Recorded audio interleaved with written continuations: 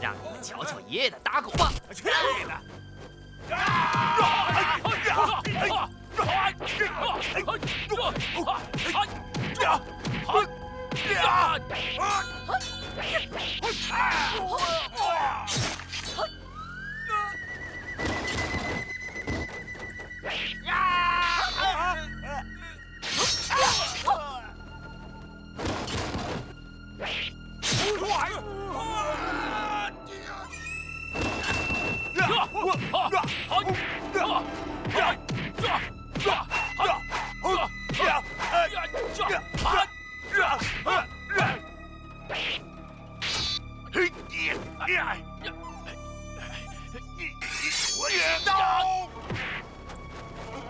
黑沙掌！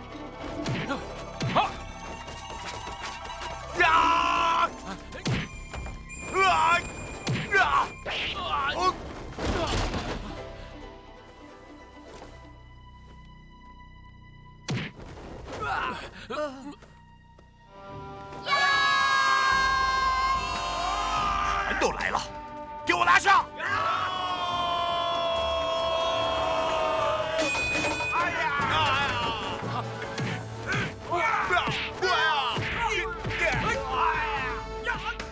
师兄们都来了。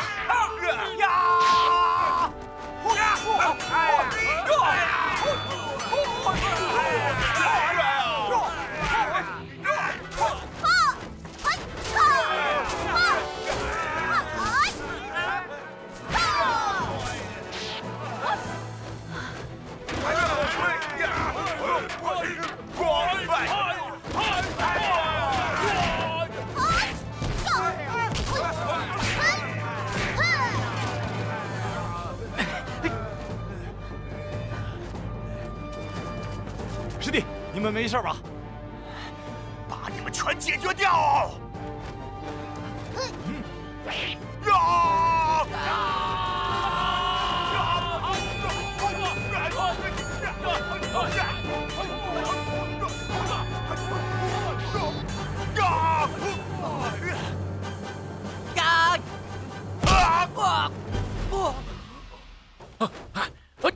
金刚手！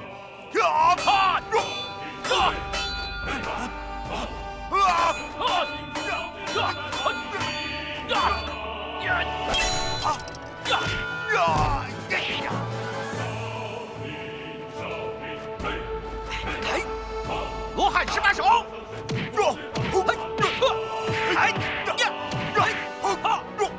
请入园！进入门！落住！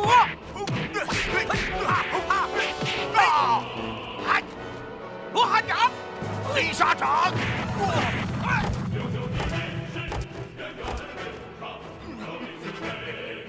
呀！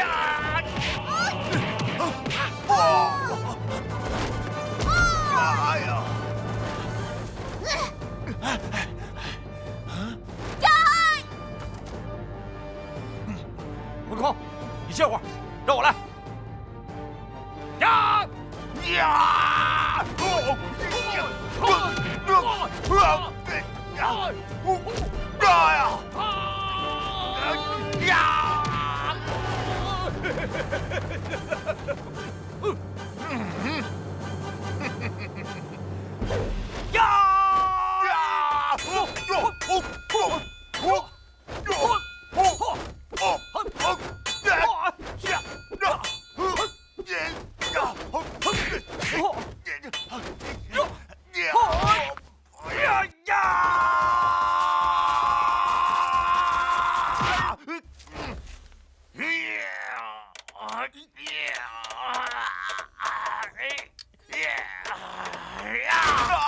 回头是。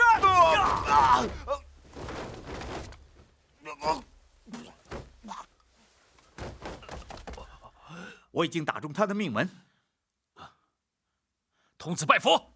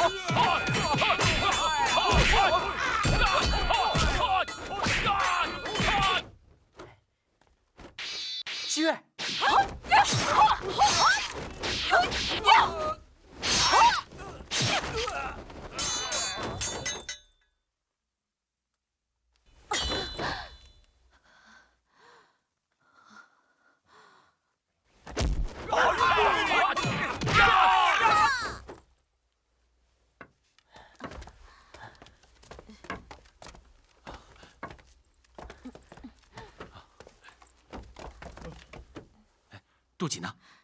他刚才和我在一起，听见兵器响就不停地哭，把我哭烦了，我把他赶走了。七月，你救了这个杜锦，为什么赶走他呢？我也是刚知道他是你恩人之子，太对不起了。他不会……他跑不了太远，一会儿自己就回来了。赶紧过关吧，抓紧时间。大师兄，你们把我们送过了关，回去的时候把旭月带走吧，把他交给师傅。我不走。你嫌我受了伤会拖累你是不是？我救了你的命，你现在嫌我是累赘，真没良心！又有官兵来了！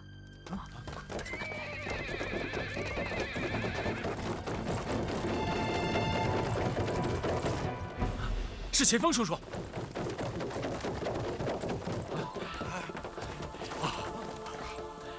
太子殿下，钱叔叔，秦风拜见太子殿下。拜见太子殿下。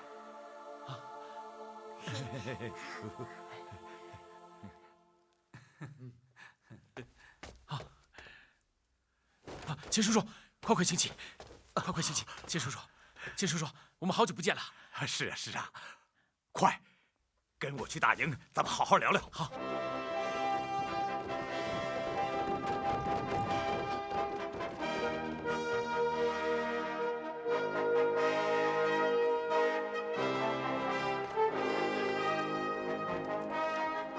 弟兄们，这是太子殿下。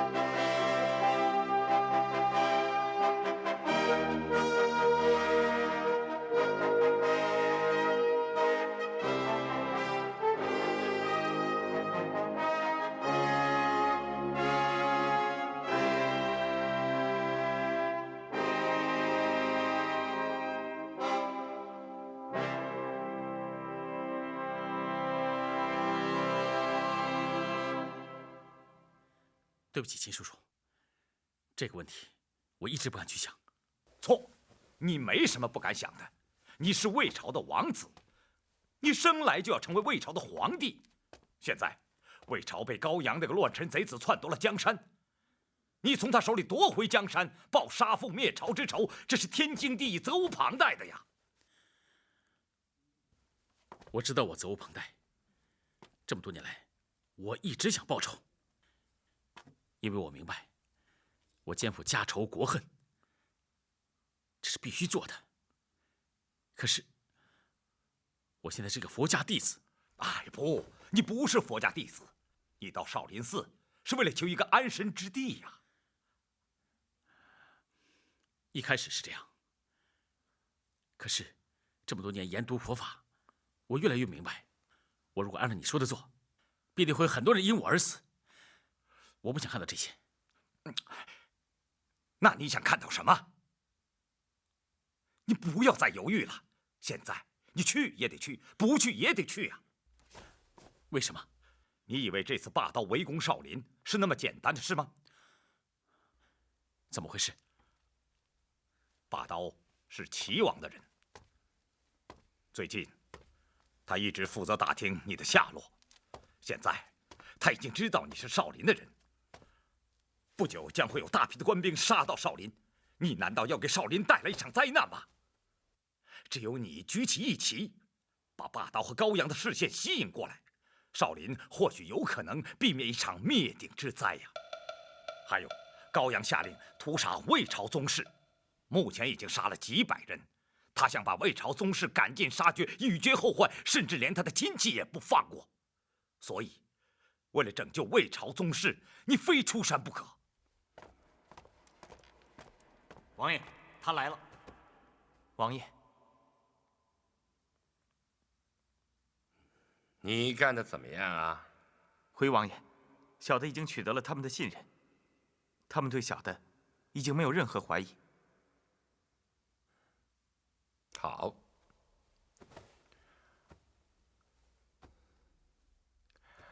干得好！事成之后，本王一定会重重赏你。小的不要王爷的任何封赏。你放心，本王一定会为你父亲报仇的。天下想杀高阳的人多的是，但是谁都杀不了高阳，因为他是皇上。只有本王才能杀了高阳，因为本王是王爷，是高阳的弟弟。也就是说，本王是唯一一个能为你父亲报仇的人。只要能为父亲报仇，小的愿为王爷肝脑涂地。王爷，罢刀求见。没用的东西。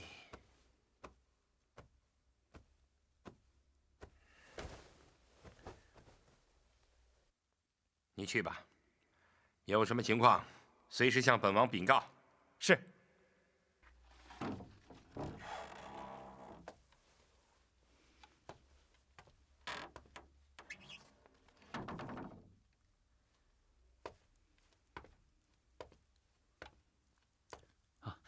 你怎么来了？伤好了吗？我在外面看了很久，怕打扰你，所以没进来。这是什么地方？还有心思抄经？师父发我抄的经书还没有抄完，我想尽快抄完它。将来见到师父，你以为你走出少林寺的大门，还有回头路可以走吗？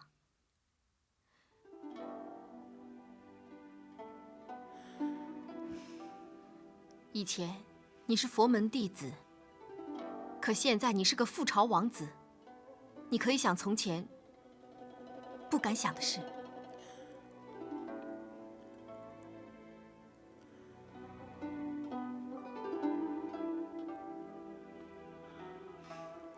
西月，我知道，但是我真的不敢想，我真的什么都不敢想。前路渺茫，凶险万状，我看不到一点点的出路。你看看今天，所有关隘都有人追杀，就因为我从一个和尚一夜之间变成了覆巢王子，所以我很迷茫，我不知道该怎么办。我知道，你需要改变你自己，从一个肩负着许多人命运的角度去思考你将面临的一切。现在我等着你的选择。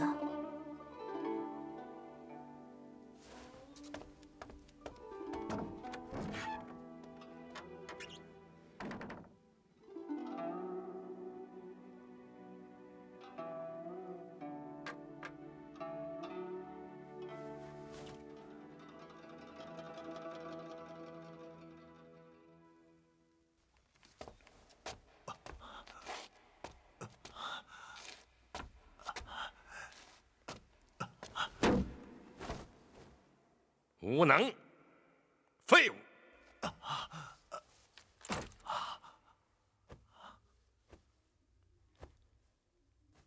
给了你这么多人马，连几个少林和尚都对付不了。王爷，小的这可都是为了王爷啊！王爷，你一定要给小的报仇啊！哼，报仇？就凭你这条残腿，还想报仇？我一定要报这个仇，杀光少林和尚！请王爷为小的做主啊！你真想报仇？此仇不报，我死不瞑目。好，很好。如果你真想报仇的话，我可以给你一个机会。太子，京城的内线为我们送来了大牢的地图，这太好了。要地图干什么？怎么？他们没有向你禀报吗？是这样，朝廷已下了诏书，3日后要将抓进大牢的魏氏宗亲全部拉出去问斩，所以我们一定要赶在处斩日期之前去劫狱，把魏氏宗亲救出来。现在时间不多了。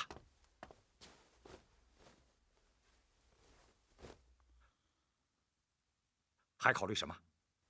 太子根本没有选择的余地，必须出兵去救魏氏宗亲。可是我们有这个能力吗？有没有这个能力都得去救，拼死也得去救。否则天下人会认为太子是六亲不认，那与暴君高阳又有什么区别？那么以太子为首的起义军就不会被天下人承认，一切就会功亏于篑呀。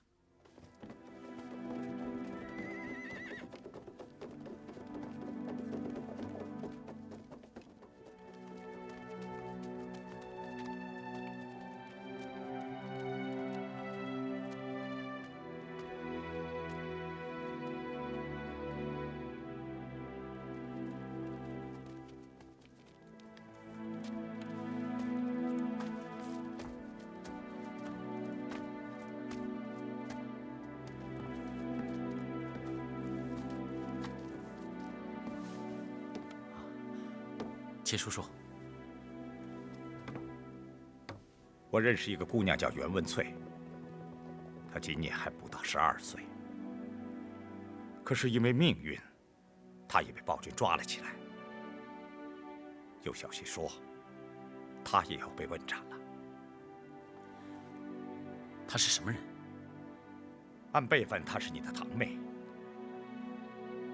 但她从出生的那一天起，她就不知道什么是皇宫，什么是享福，她受尽了苦难。但她知道，她有个太子的哥哥会来救她。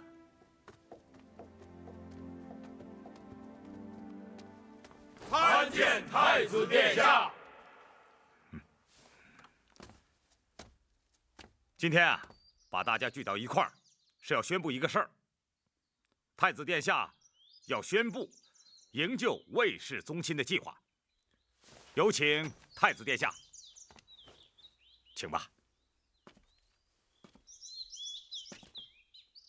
我们誓死效忠太子殿下。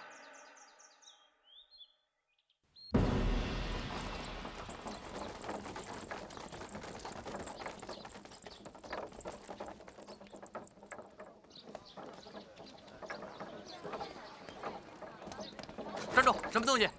啊，解渴的绿豆汤，喝点吧，喝点吧，喝吧。走吧。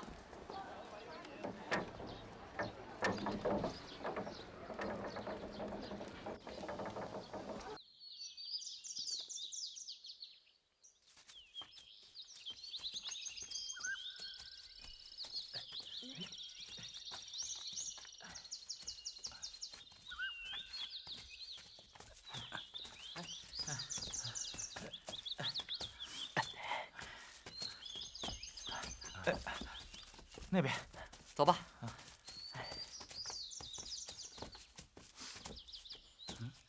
大师兄，我知道有问题。什么事儿？出什么事儿了？是不是又迷路了？什么？又迷路了？你们说话小点声。找了这么久也没见到京城，好像就在山里打转啊。我去问问他。杜姐，杜姐啊，你过来，过来。怎么了？咱们这是往哪儿走啊？往北走啊，去京城啊。你胡说！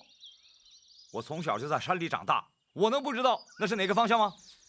你看这个太阳，我们明明应该往北走，可是再往东走，我们是不是走错了？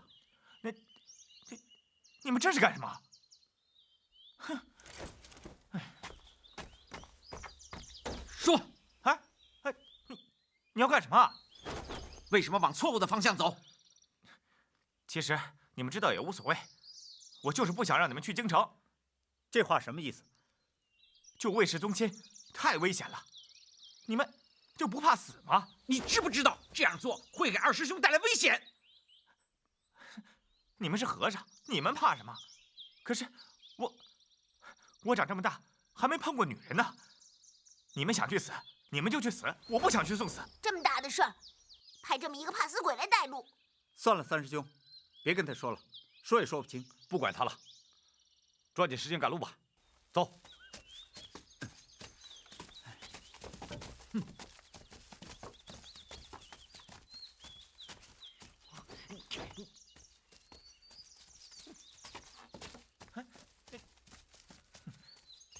没有我，你们找不着路的。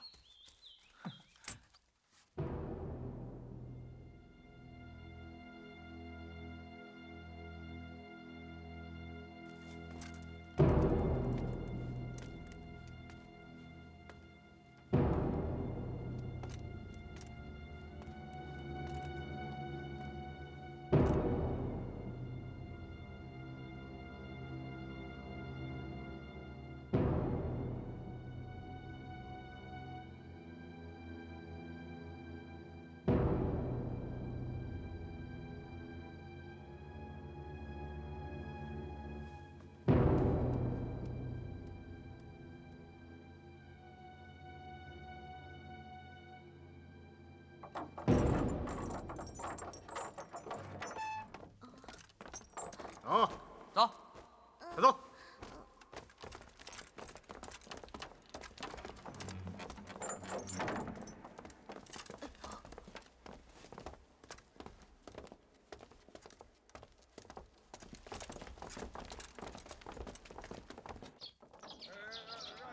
今天天气闷热，把刀又规定士兵们不得离开大牢一步，所以他们一定口渴难熬。在这个时候，我们送上准备好的绿豆汤，等他们被我们的蒙汗药蒙倒时，我们就可以冲进去救人。记住，在城门往东5里处有兄弟们挖好的地洞，从那里可以逃出城外。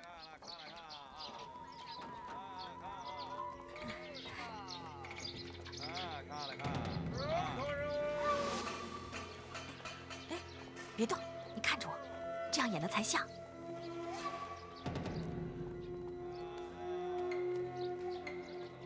这里的士兵很聪明，我们要装成偶尔休息一下，他们才不会起疑心。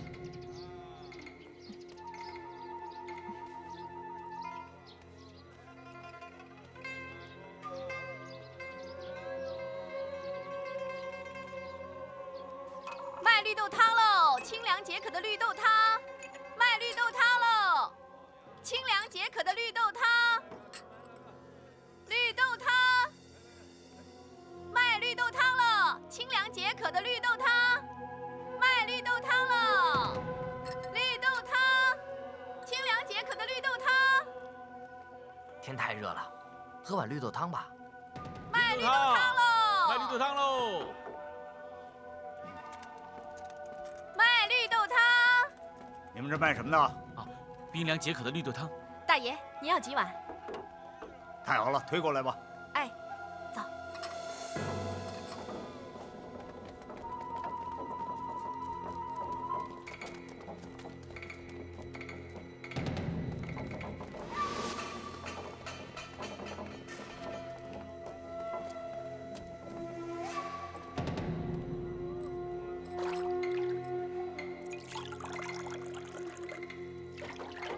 来，大爷。哎，慢着，我们押着朝廷重犯，万事小心。你先喝。啊，大爷，您不信任我？少废话，让你喝你就喝。啊，我喝，来。您看没事吧？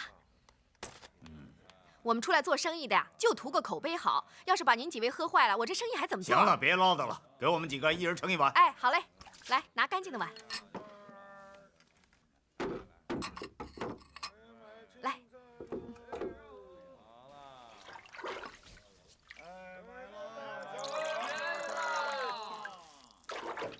大爷，来。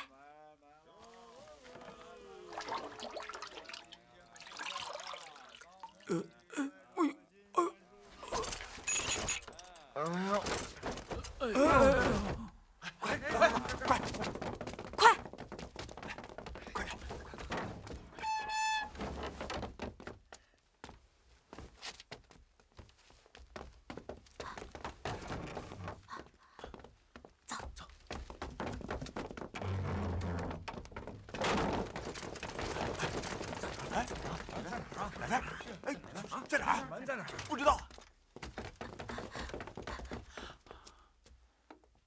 哎，哪个是啊？那边走，快点！大家快走，我们是来救你们的。哎呀，走！快！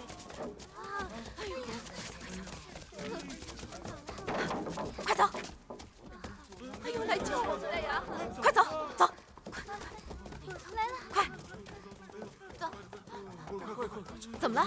快走！袁文翠，袁文翠，我要找袁文翠。袁文翠，快走！袁文翠，袁文翠，走！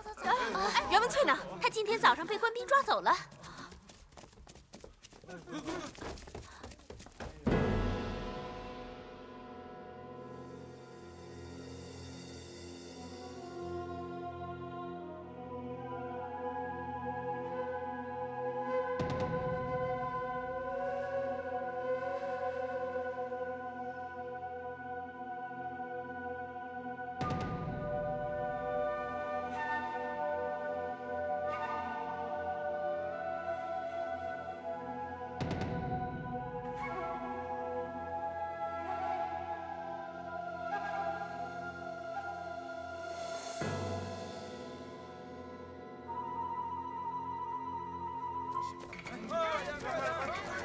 快！大家后退！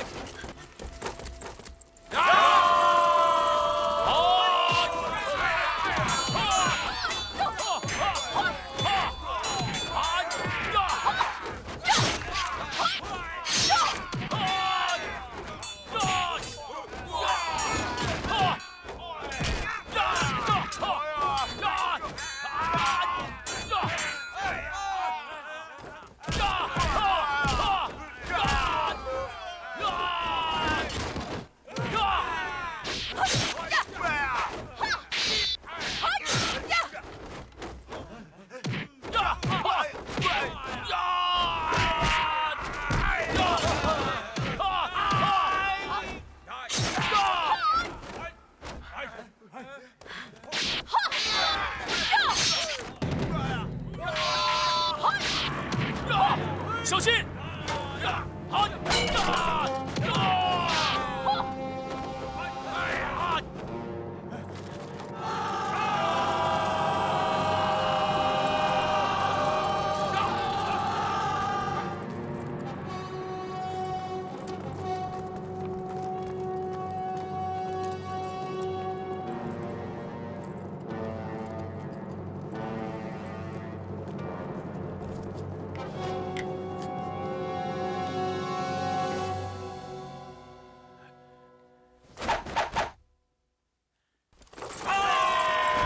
少林金刚手！呀！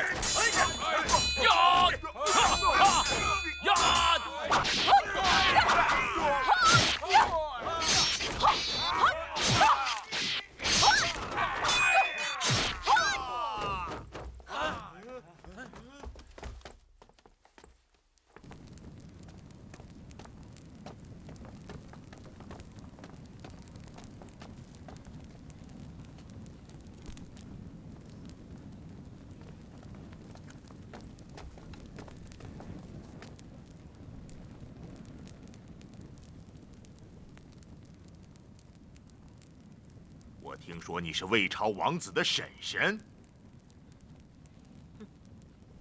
这一次你的王子殿下不敢来救你了吧？他要是敢来，就是死路一条。我要让他死无葬身之地。呸！你跟着高阳那个昏君，不会有什么好下场。你今天就要被烧死了，烧死懂不懂？就是把你扔进火盆里，活活的烧死。历来只有昏君才用酷刑，高阳的天下就要亡了。时辰已到，来人，将这2个朝廷重犯给我活活烧死！所有卫士宗亲一律斩首示众。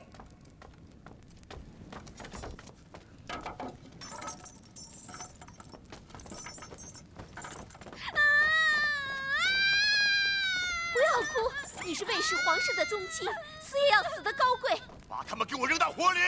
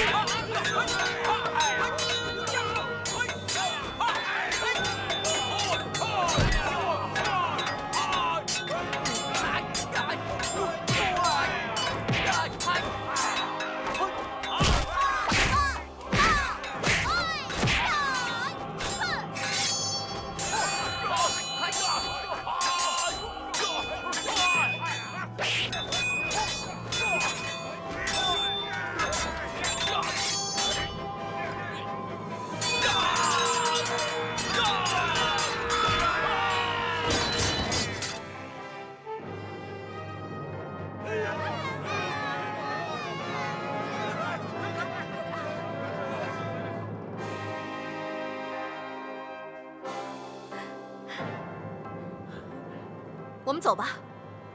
不，我要去救袁文粹。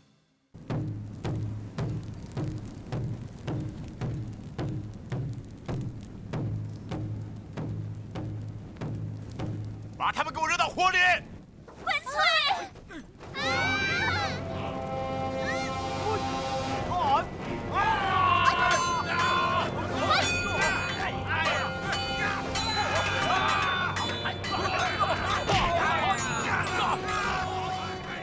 反了，简直是反了！给我拿下！放箭！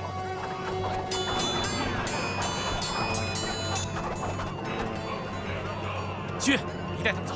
好，你们当心点，跟我走，走。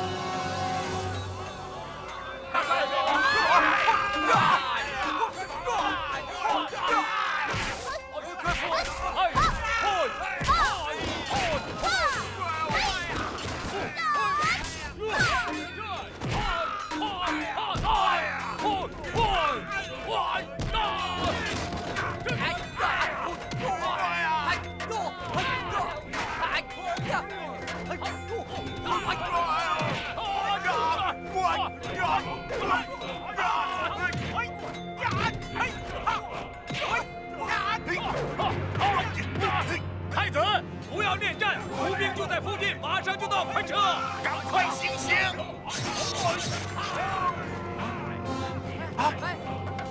住手！住手！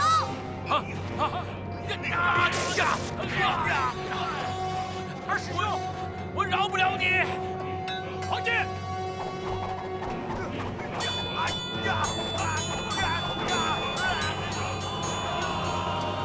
我饶不了你！快走！快走！撤！快给我追！都是你干的好事儿，他们抢人竟然抢到京城里来了，你是不是还要放他们进宫来，杀了我和皇上？小的虽然还没有把他们杀掉，但已经派重兵把他们全部包围在山里，等叛军聚齐以后，一举全歼。3日之内见不了分晓，你的人头不保。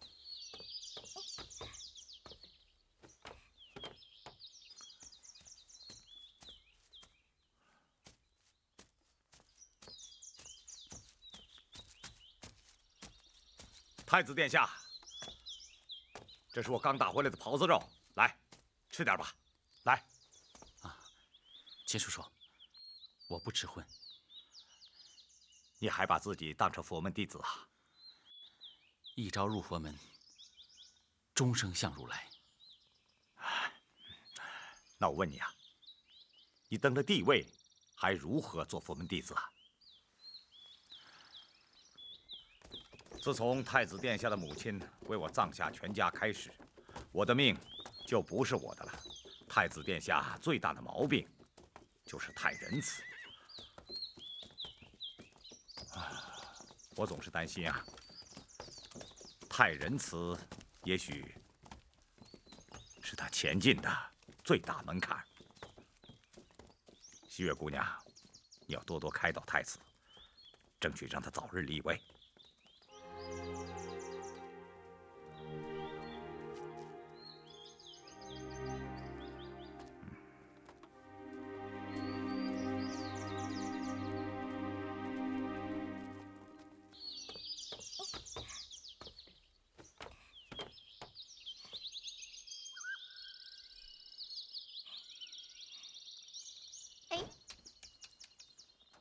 会师皇兄，你还认识我吗？我是袁文翠，按辈分我是公主，是你的堂妹。我从没见过和尚流眼泪，你为什么要流眼泪？也许是自责吧。自责？什么是自责？自责就是自己做错了，自己怪自己。那你会感到难过吗？难过？我做错了事后都会感到难过。会师皇兄，你不要难过。我娘说，以前我们都是皇亲国戚，有着荣华富贵，但那都是我出生之前的事。荣华富贵什么样，我不知道。我只知道现在娘很爱我，我也很快乐。文翠，又跟皇兄说什么呢？皇兄不开心，我在开解他。小丫头，你能开解人？能啊，就像娘开解我一样。你为什么不开心啊？你的事我多少也知道，你的压力我也明白。人呐，在自己心里，只要生活快乐，天下是谁的并不重要。虽然那么多亲戚都死了，但只要生活中还有自己所爱的人，那么仇恨也不重要。你有你值得关心疼爱，或者关心疼爱你的人吗？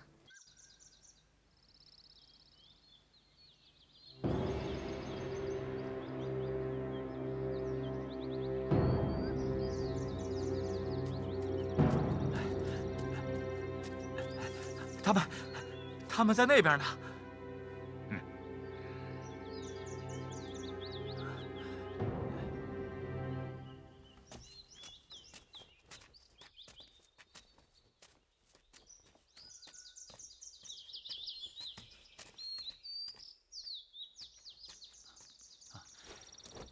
西月，慧石，你不觉得事情有点奇怪吗？什么奇怪？我觉得我们得小心，我担心霸刀会尾随我们找到这个营地。我也有点担心。哎，你们都看到了吗？他们在不知不觉中钻进了我们的葫芦里。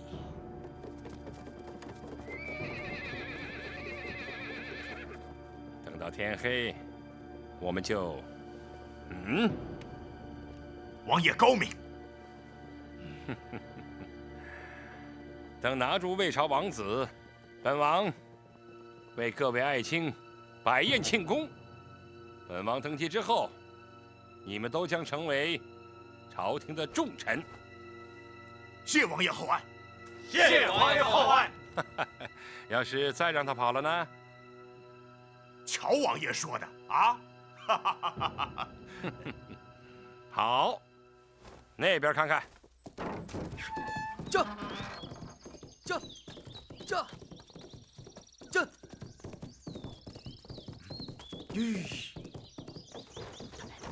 出什么事了？秦将军，官兵来了，山前山后全是兵马，我们被他们包围了。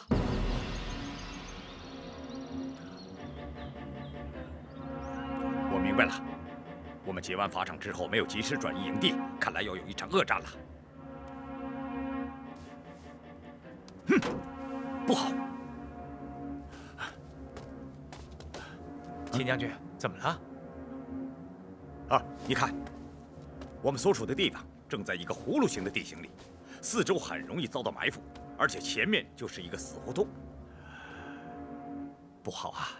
那就没有别的办法了吗？除非我们会飞。那怎么办？这里这么多人。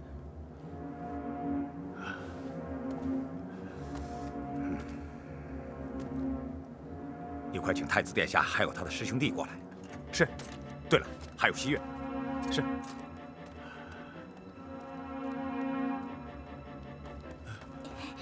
秦叔叔，叫我们过来有什么事啊？啊，交给你们一个重要任务。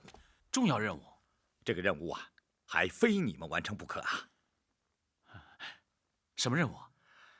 咱们缺粮食啊，你们是知道的。刚才我得到了一个消息，在山崖的那一边有一个村庄，里面有一个大粮仓，盛满了粮食，所以我希望太子和几位师傅能够去一趟。为什么单单叫我们去啊？啊，从地图上看啊，要通向山崖的那边只有一条小路，小路靠着悬崖，仅能一人通过。所以啊，我想一定功夫高的人才能过去。我就想到了你们啊，如果你们能去，兴许能背回更多的粮食啊。好，我们去。好，这是地图附件。上山以后，如果找不到小路，就打开信看看。好，那我们去准备了。好，好，去吧。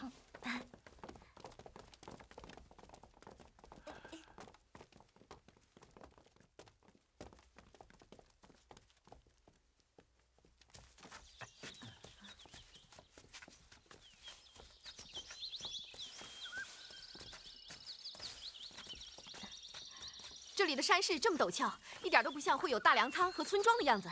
秦将军不是说了吗？就在前面。别说那么多废话，赶紧走吧。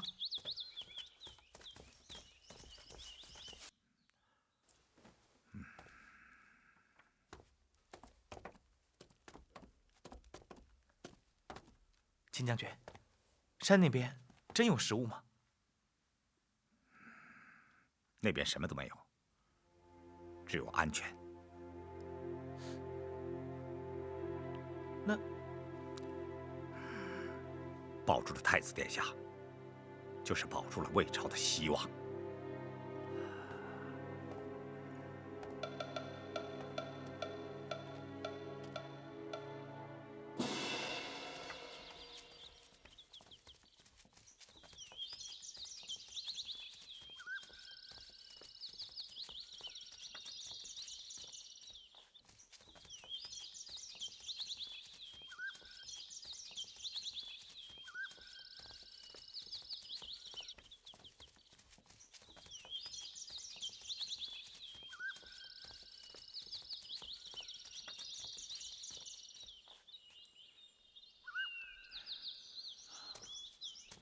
不对呀，有什么不对啊？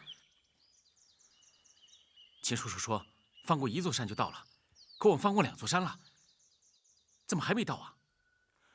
确实是，这里根本没有人来过的样子，而且一条像样的路都没有。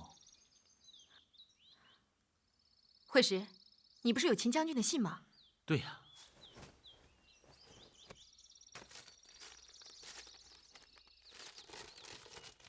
太子殿下，一看到此信的时候，我正和霸道的2万人马在山谷里决一死战，这是一场灭顶之灾。我希望你千万不要下山。灭顶之灾。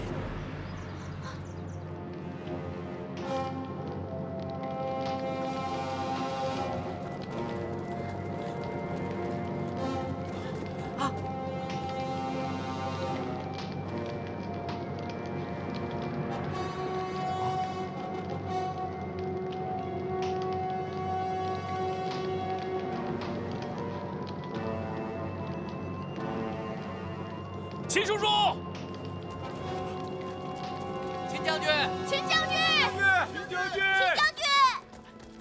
秦将军，秦叔叔，秦叔叔，秦将军，秦将军，秦将军，秦将军，秦将军，秦叔叔，秦将军，秦将军，秦将军，秦将军，秦将军。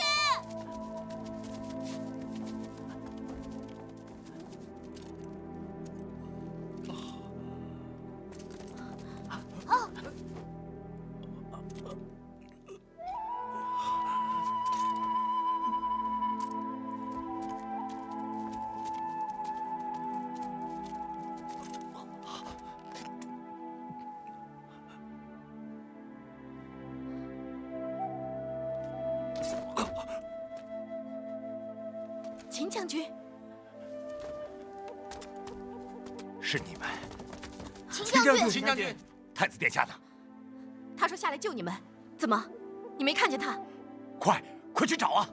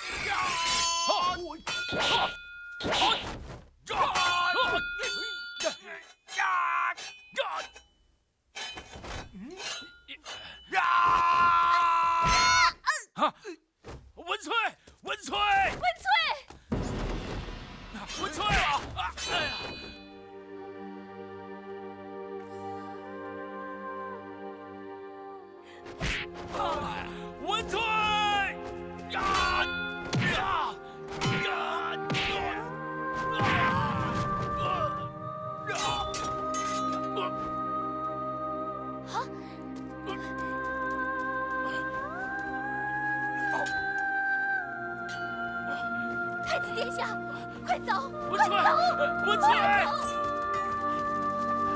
八爷，闪开！追！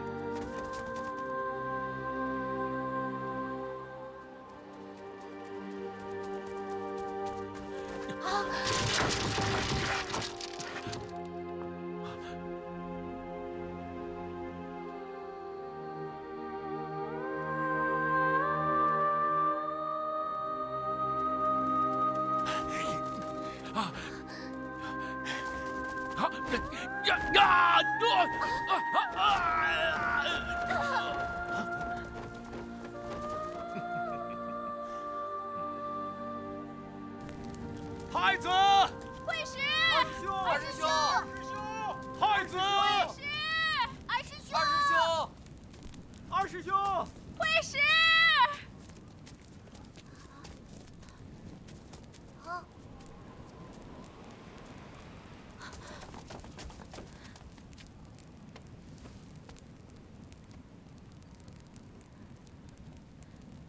袁文翠，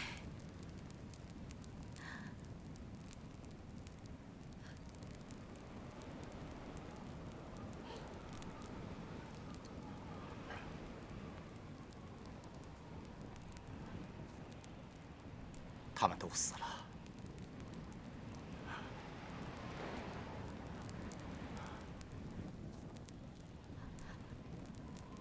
袁文翠。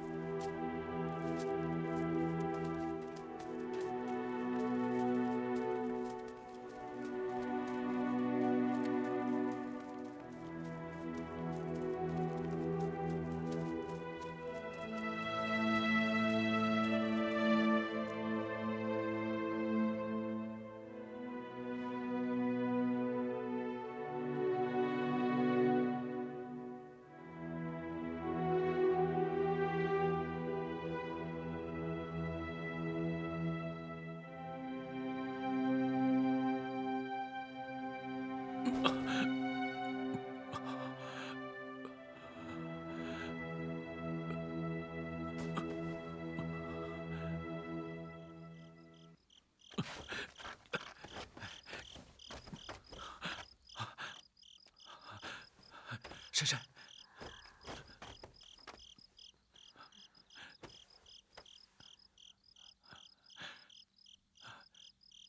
珊珊，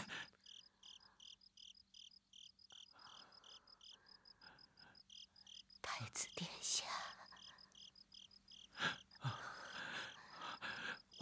我们还活着，我们还活着。是啊，太子殿下。珊珊，你用你的身体来保护我。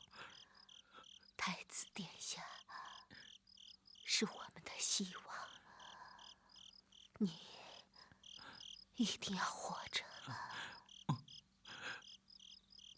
我活着，我活着，我一定要活着。珊珊，不要睡啊，珊珊！珊珊，不要睡啊！我一定要救你。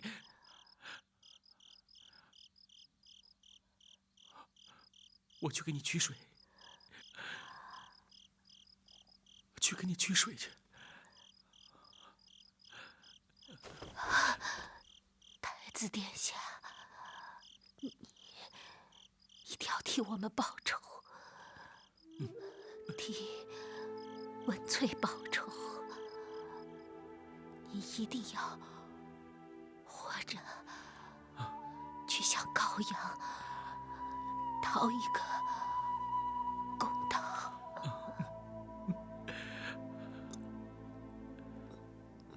珊珊，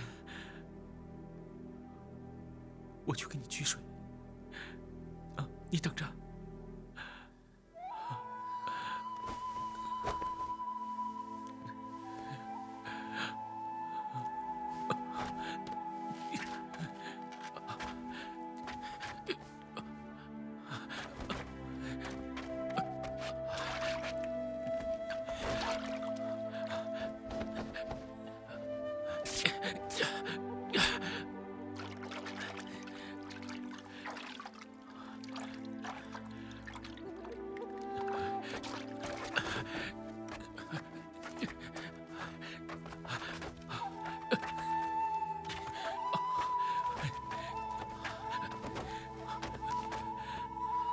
珊珊，水来了，水来了。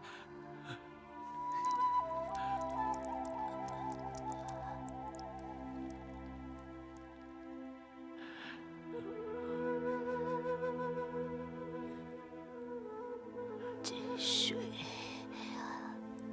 真甜。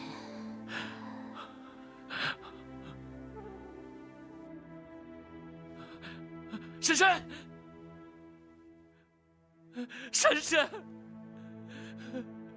珊珊，珊珊，珊珊。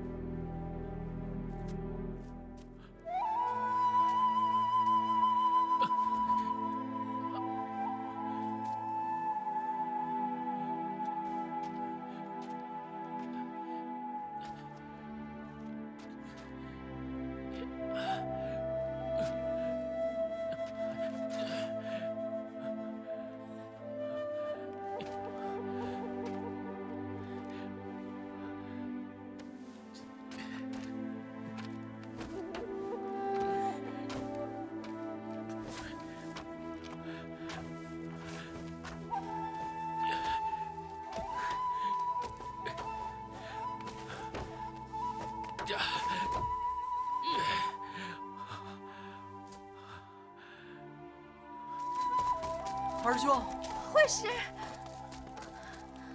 慧石，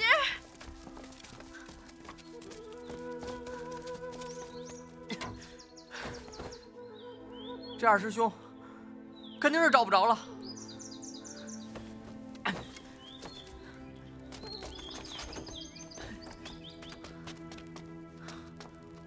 嘿，你有点耐心好不好？这么多人怎么找啊？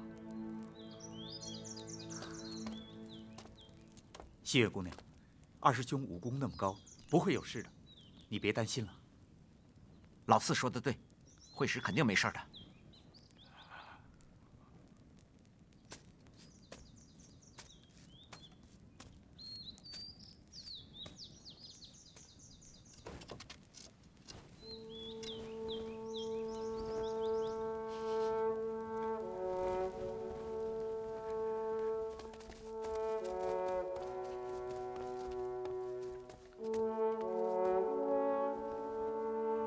10年，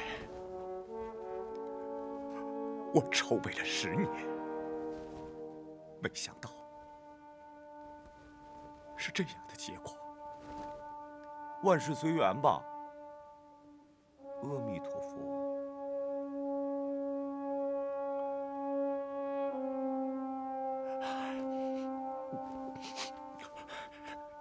我不会放弃的，只要太子殿下还活着。就是让我再筹备10年，我也心甘情愿的去做。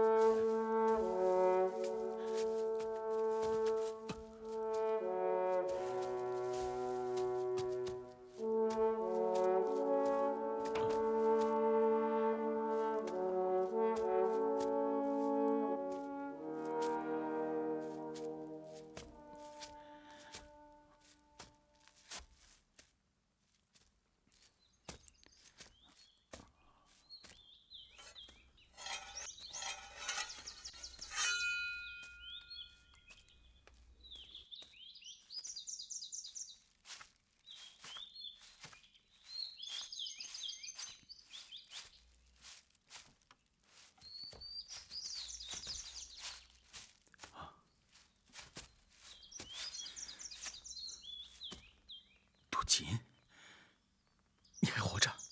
太子殿下，我活着，你也活着。杜锦，你不是也有仇恨吗？你爹被高阳杀了，是吧？可是你并没有为了仇恨去杀不相干的人，而现在有多少人为我而死？我现在是罪孽深重啊！太子殿下，不要叫我什么太子殿下，我不是什么太子，我是一个和尚。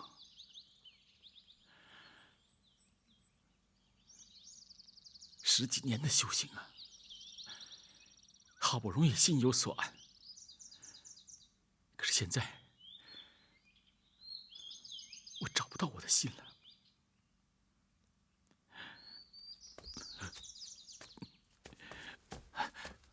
太子殿下，你就不怕有人杀你吗？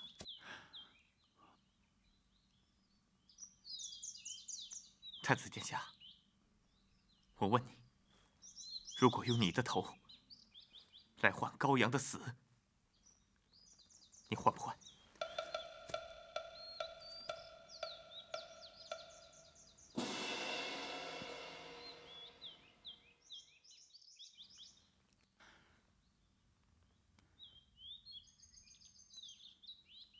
杜锦，你应该恨我。你爹曾是我爹的忠臣，因为我爹害了你们全家，所以你应该恨我。杜锦，如果拿我的头能换来高阳的死，能让你解恨，让天下太平，你动手吧。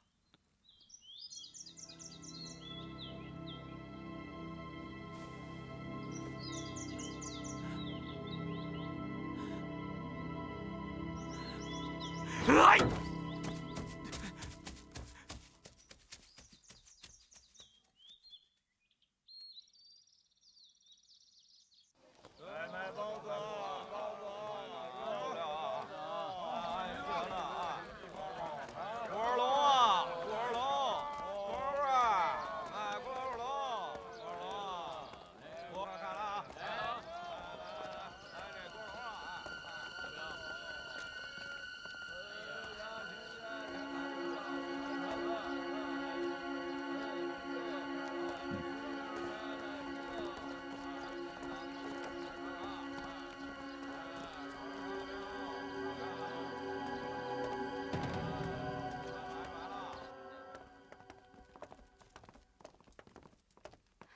后面有人跟踪，看见了，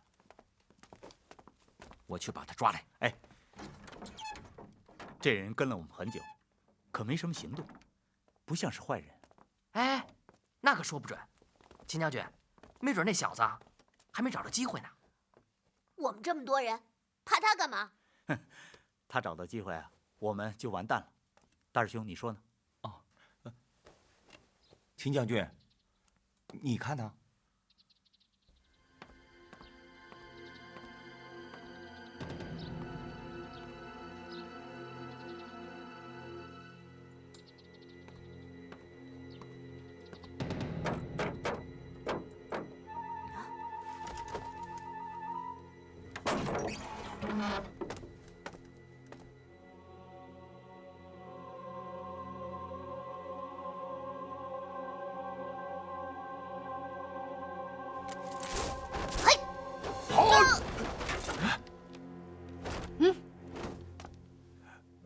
你是什么人？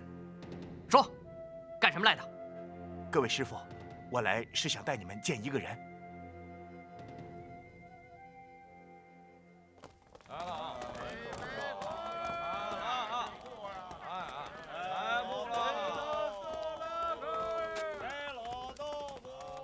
这人有点怪，老带我们兜圈子。那是因为我们后面有人跟着。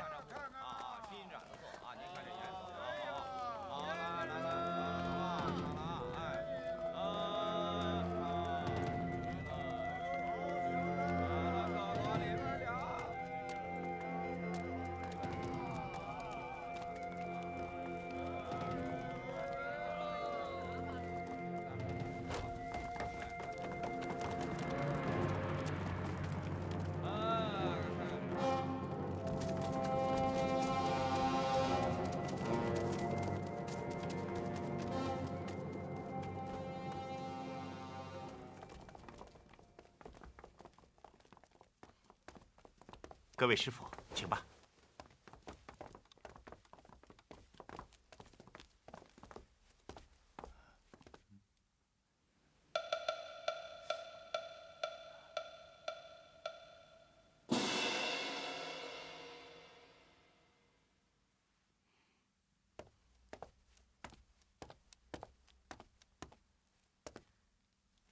各位兄弟，让你们受惊了。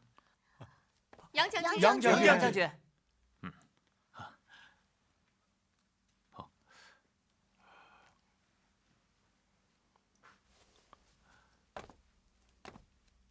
这位大哥，您莫非就是秦风将军？哦，这位是在下杨坚。哦，杨将军，久仰久仰。秦将军，我知道你为了魏氏宗亲，忍辱负重，百姓都很敬仰。我未能完成扶魏灭齐之大业，我惭愧啊！秦将军，魏朝能有你这样的忠臣，真是万幸。杨坚由衷的敬佩。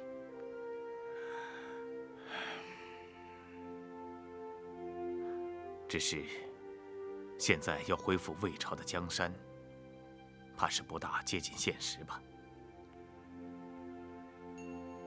太遥远了。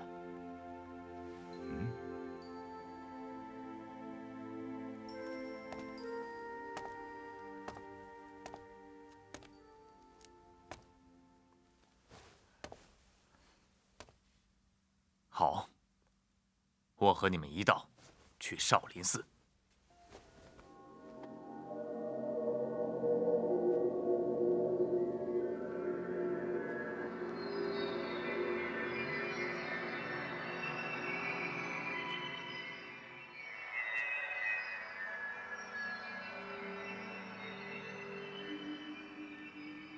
哥哥，文翠，你要去哪儿？哥哥不知道要去哪儿。哥哥不去杀羔羊了吗？哥哥想杀羔羊，可是吃你扒外的东西，忘恩负义！我打死你！我打死你！八爷，饶命啊！饶命！你还知道叫饶命？你私访魏朝王子的时候，怎么没想到自己的命？我抽你的筋，扒你的皮，也难解我心头之恨。吃你扒外的东西，打死你！饶命啊！饶命！打死你！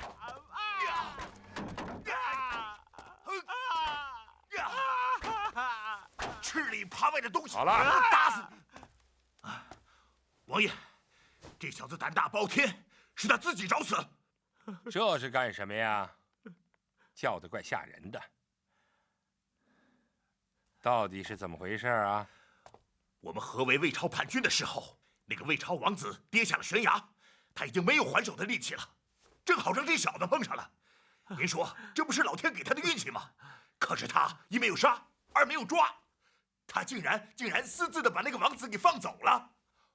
王爷，您说他这不是找死是什么？王爷，王爷，好，好一个仁爱之心呐，难得，难得呀！王爷就饶了杜姐这条狗命吧，饶了我吧，王爷。哎呀，这样吊着上不着天下不着地儿的，怪难受的吧？啊？王爷，王爷真的要放了他？我看一刀把他杀了算了，太可恶了！哎呀，你就知道杀呀杀呀啊！一听就是个恶人，你应该跟杜锦学着点善行啊！谢王爷，谢王爷。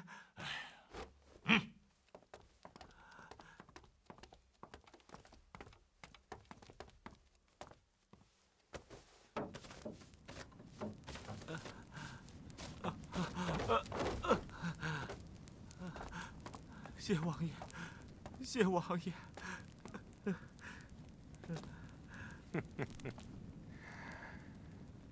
你呀，你也是，就凭你这点仁爱之心，想报仇，还想杀了当今的皇上，那不是做梦吗？你说你哪点像个将门之后啊？你只配当个和尚。王爷开恩，杜姐不想当和尚。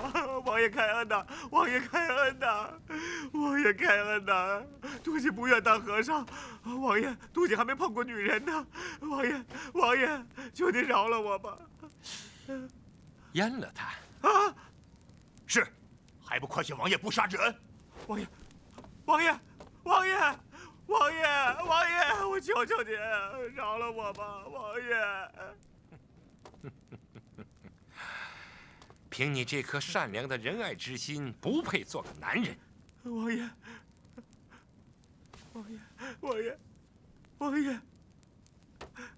不过本王相信，你会成为一个好太监。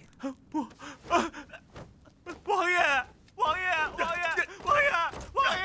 饶了我吧，王爷，饶了我吧！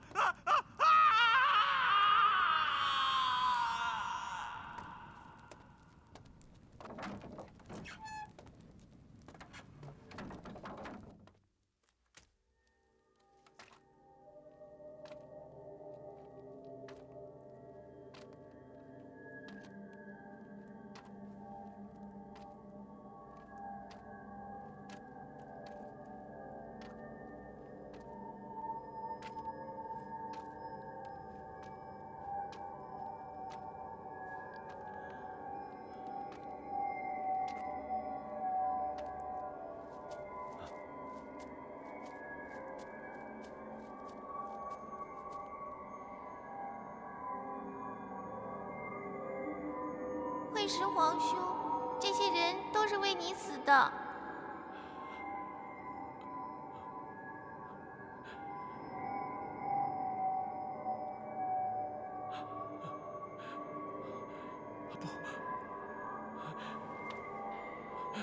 不！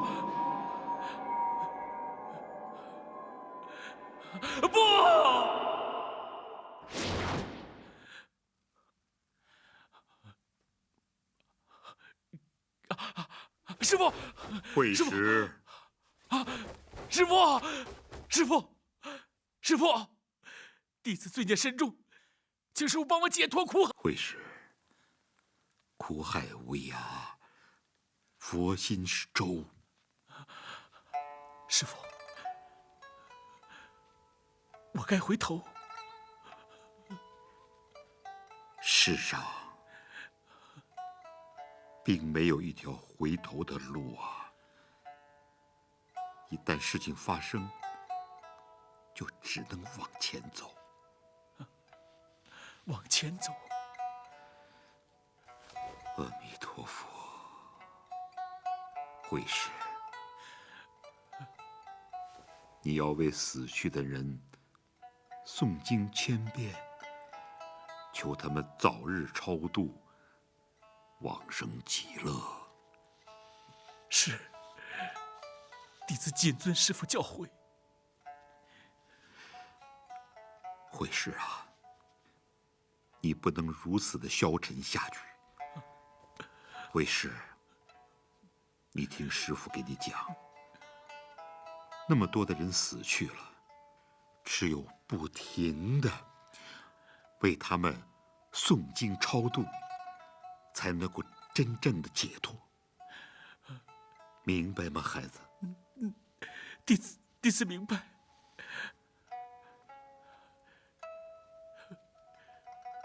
弟子请求师父去往藏经阁，继续抄写没抄完的经文。一个人诚心念佛，又有什么不可以呢？去吧。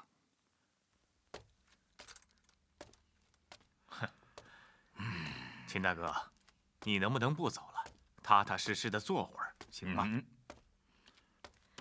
两位将军吃饭了。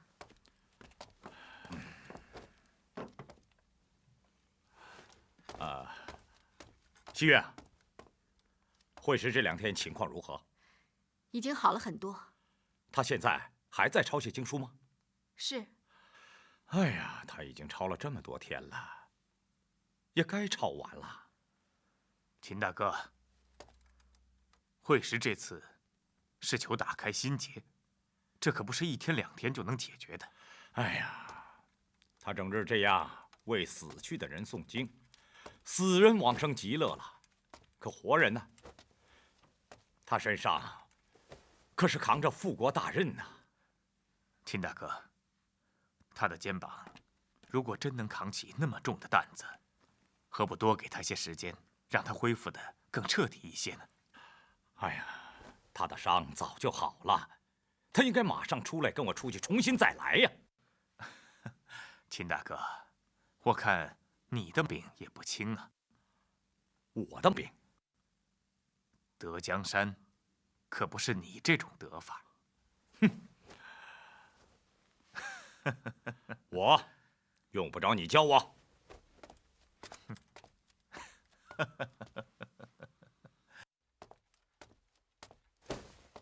请方丈大师允许太子殿下跟我出去打天下。天下是袁氏的天下，不能让高阳糟蹋。天下是袁氏的如何？是高阳的又如何？方丈，施主，这世上有一个道理，凡事都不可强求。相信慧时正用心感悟尘世的一切。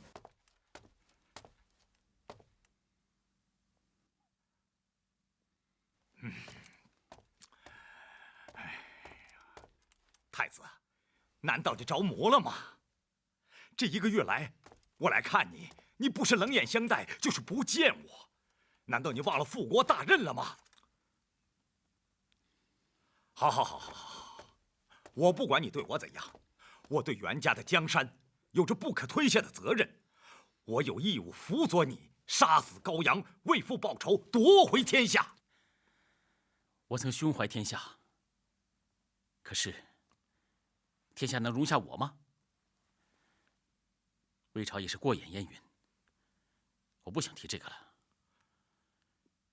我更不想看到无辜的人为我而死。哎呀，那些人不是因为你而死的，他们是被高阳所杀害的。太子，你应该为他们报仇雪恨才是啊！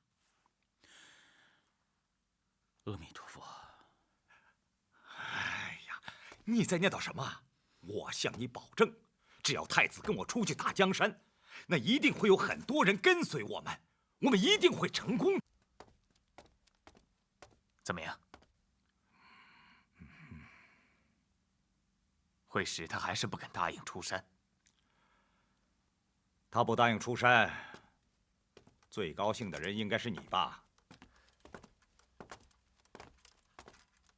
此话怎讲？杨将军，别以为我不知道，其实你们早就盯上了高阳，惦记着袁氏江山呢吧？哼，秦将军果然是厉害。不过，对袁氏江山感兴趣的是我们周王，不是我。总让你打头阵，这没兴趣也变成有兴趣了吧？哎呀，秦将军真是风趣啊！我杨坚对天下真的是没有兴趣，只是如今天下大乱，必须有人出来拯万民于水火之中。你们的太子殿下有一副仁义之心，他是代表民意呀。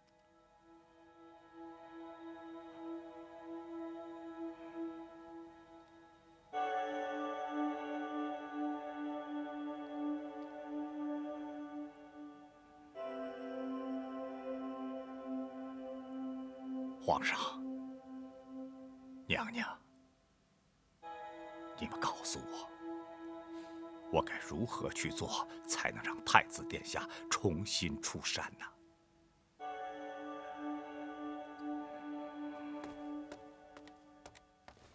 报告秦将军，探子来报，高阳将于近日去晋阳游玩，将经过平阳。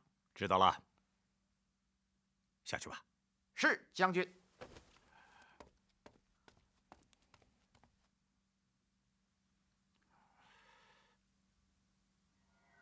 看来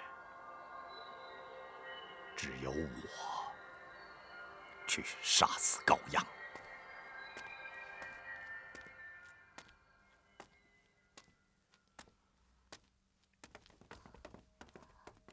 对不起，秦将军，二师兄他说了，不想见你。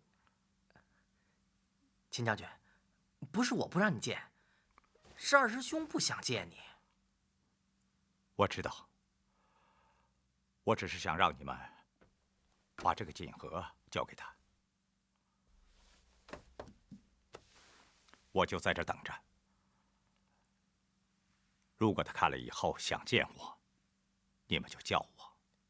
哎，走。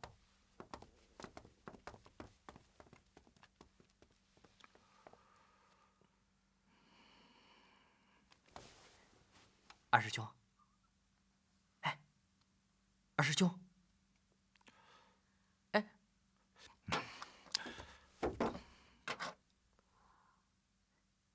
二师兄，你就不好奇里面装的是什么？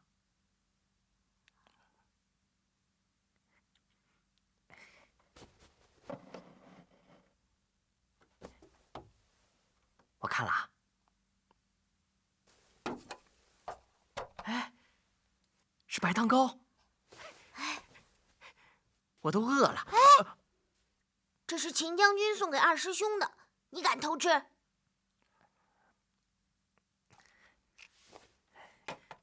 给二师兄。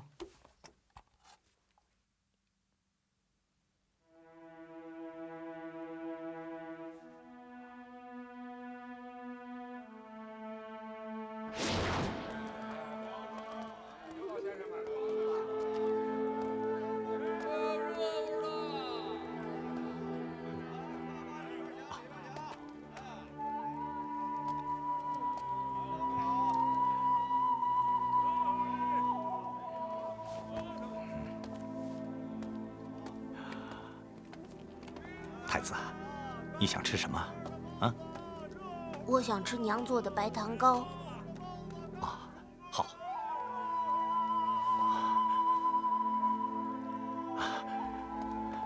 我这就去给你找，你在这等着，别走开啊！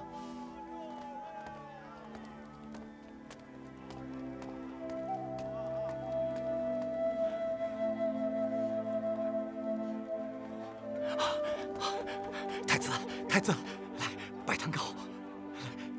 给。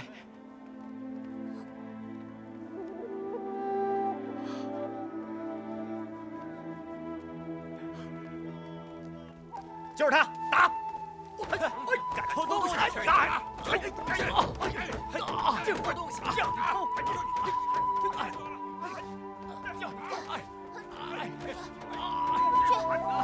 许打！不许打！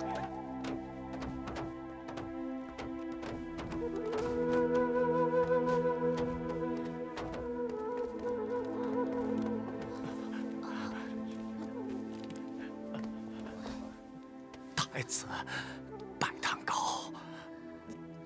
给。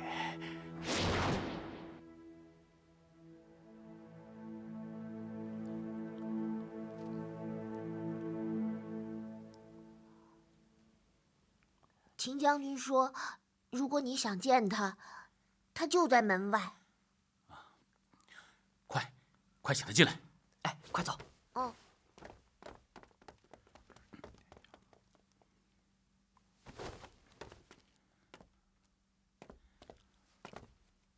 秦叔叔，你想见我？啊，我只是想给殿下送点吃的。我怕你抄经抄的，把时间都忘了。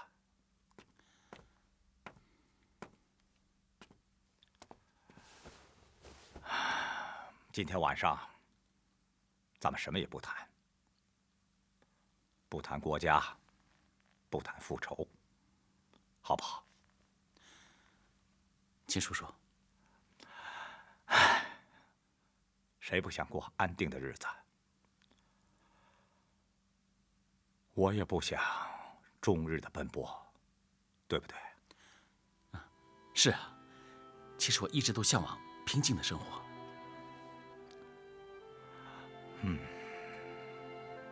我也一样。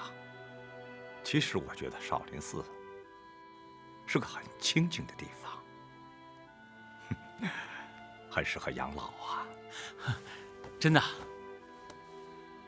秦叔叔，那你就住这儿吧。我希望能够照顾你一辈子，好不好，秦叔叔？好。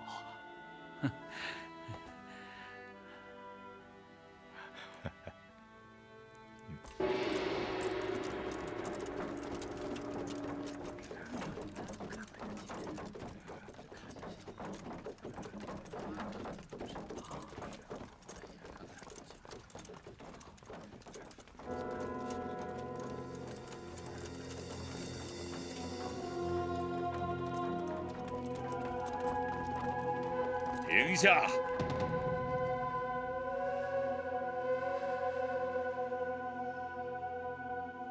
你为什么不低下头？难道你想让我杀了你吗？报！有人拦驾！何人如此大胆？拿下！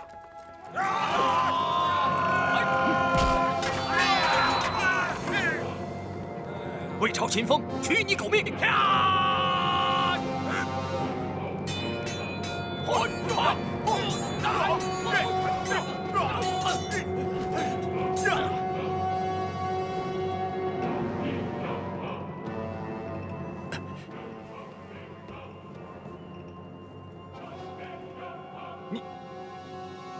你不是高阳，这么大声干什么？对，我不是高阳。我能让那个傀儡皇帝坐这么好的轿子吗？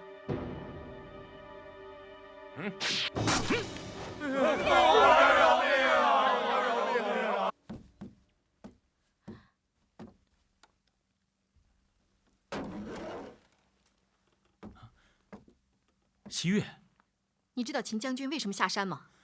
他不是去做生意了吗？也就只有你才相信。你以为他会放弃复朝的梦想吗？你看看。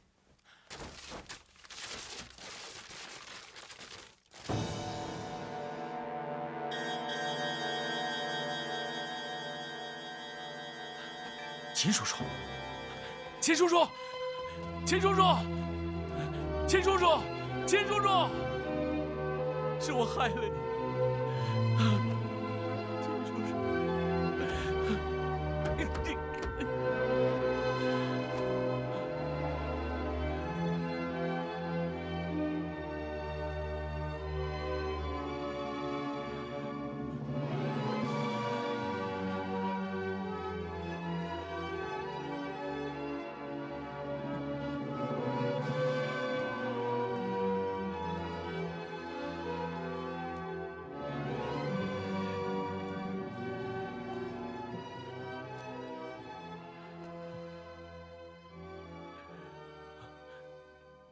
杨大哥，秦将军为什么要这么做？你现在应该明白了。一个人的仇恨可以忘记，天下千万人的仇恨绝对不能忘记。在人们需要你的时候，你却舍弃而去，这好像不合天理。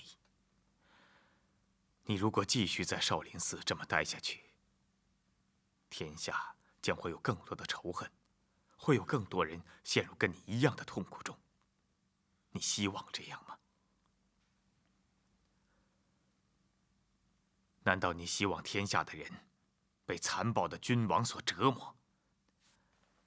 现在天下乌烟瘴气，难道佛家就只会念天上的经文，看人间的惨剧吗？ 佛语云：“我不入地狱，谁入地狱？”这究竟是什么意思？你理解吗？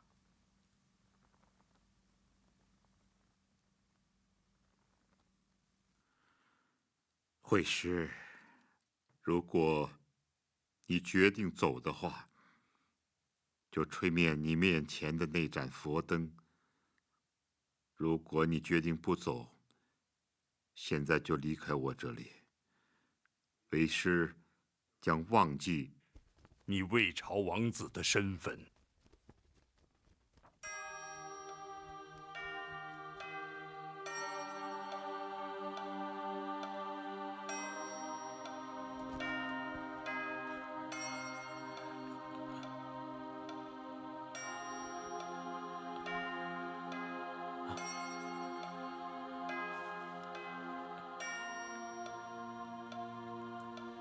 师傅，你走吧。不，师傅，不是我。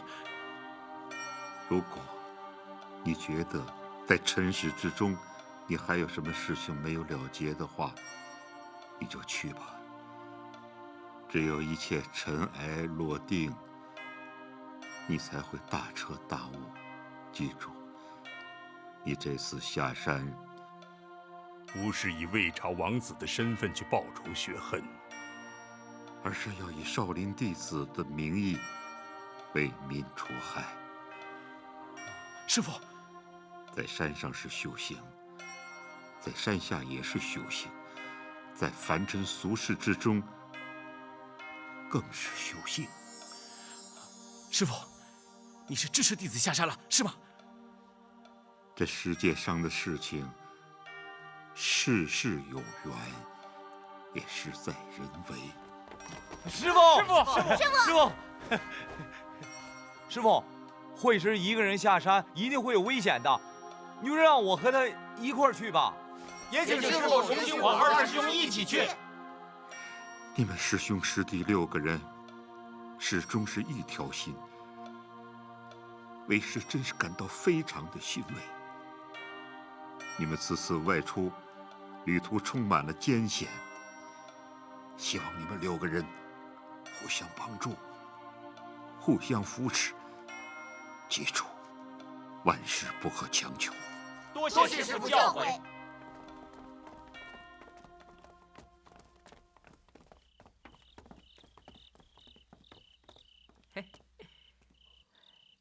寿阳城，好久没来寿阳了，真高兴。干嘛？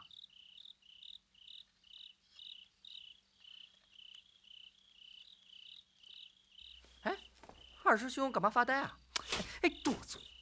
你干嘛呀？你干嘛老打我？你怎么不打慧空啊？慧空比你听话多了。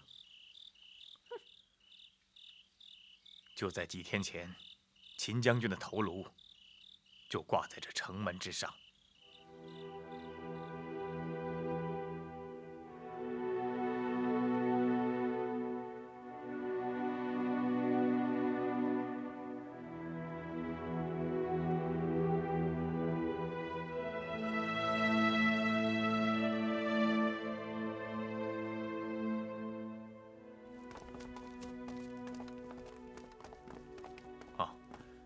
我带你们去见一个人。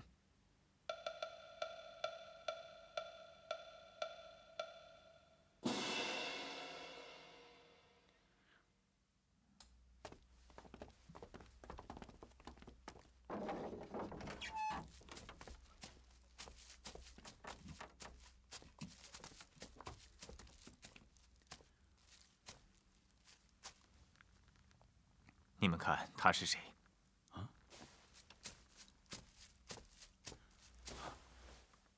杜锦兄弟，杜锦兄弟啊！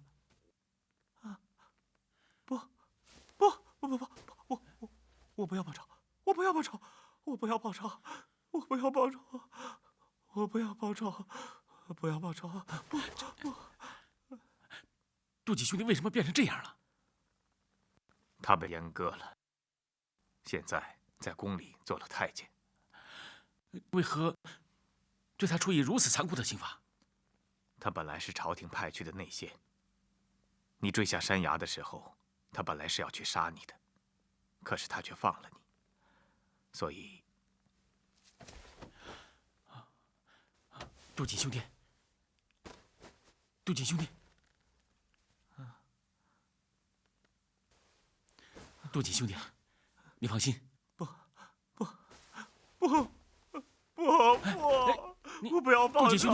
我不要报仇！杜锦兄弟，不要报仇！不！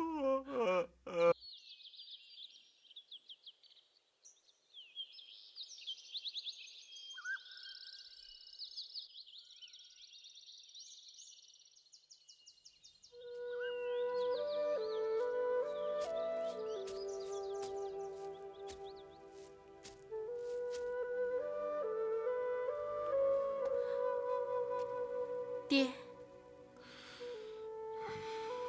你要离开少林，爹也不会再拦你。你会找到自己的归处。您不懂。看你说的，爹是过来人，怎么会不懂呢？这次和上次不一样，这一次慧师说他还要回来。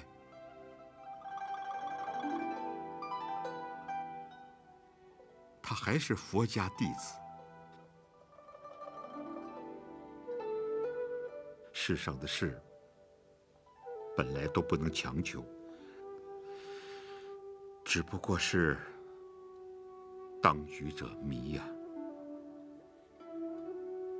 有的人这一辈子到了最后，可能才会放下执着，可是有的人到死了也不会放弃。人各有命，爹只希望佛祖能保佑你一路平安。爹，您保重。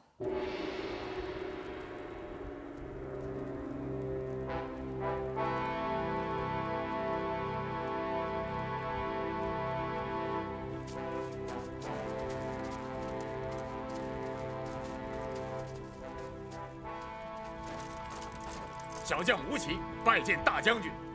诸位将军，大家都请起。吴将军，我来给你介绍一下，这位就是魏朝的太子殿下，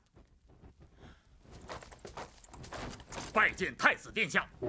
拜见太子殿下。快请起。这几位都是太子殿下的师兄弟。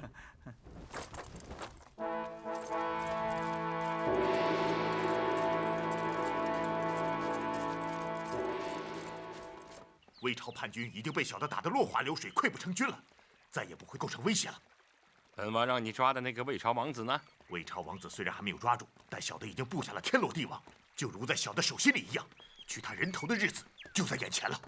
本王最近接到密报，那个被打败的魏朝王子，叫什么惠石吧，并没有停止活动，而是加入了杨坚的队伍。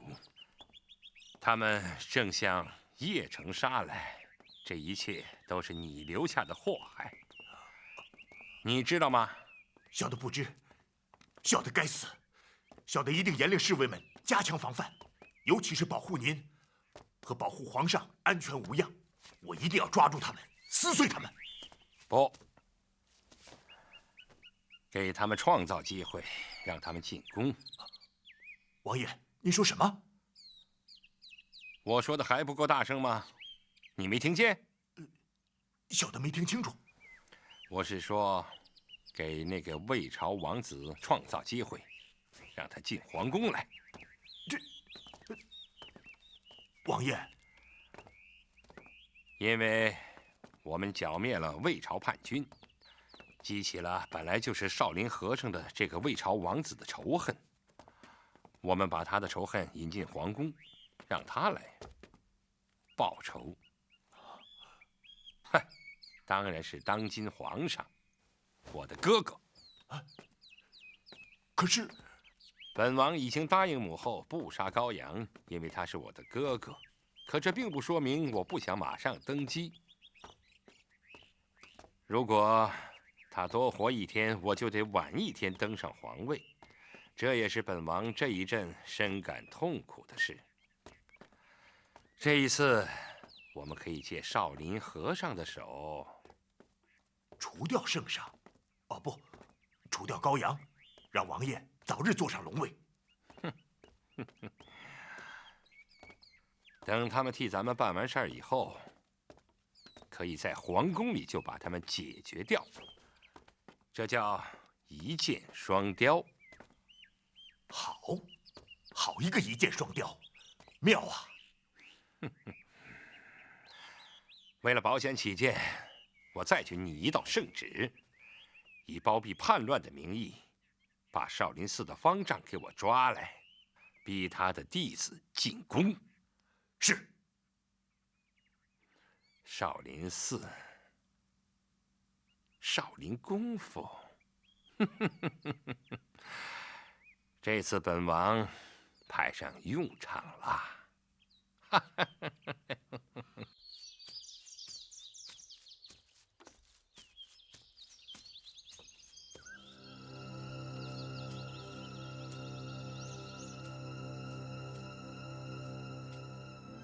哦，施主。方丈，王爷请您去做客，请。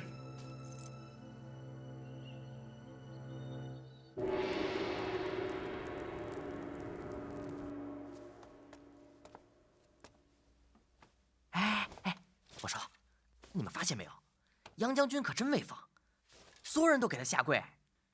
这有什么可奇怪的？杨坚本来就是一个大将之才。我觉得挺牛的。看着他的军队训练有素，要跟秦将军的部队相比，简直天壤之别。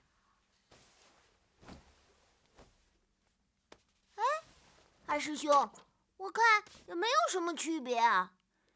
这区别可大了。说句实话，杨坚这个部队的战斗力啊，可比秦将军的部队强多了。而且，这样的军队才能打胜仗。齐王的军队肯定不是对手。这次啊，一定要。哎，大师兄，这次一定要小心。那个好像是西月姑娘，是吗？梅兄弟啊，走吧。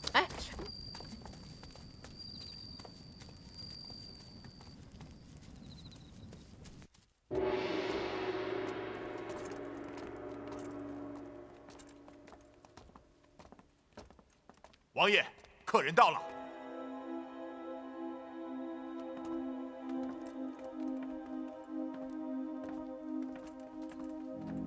哦，施主。少林方丈乃当代高僧，是朝中的贵客，快请坐。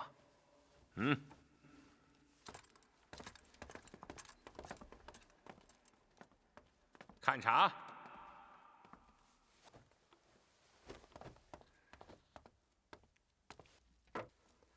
小王近日在研读佛经，难解经奥，想请大禅师进宫来谈几天禅，也好早晚请教。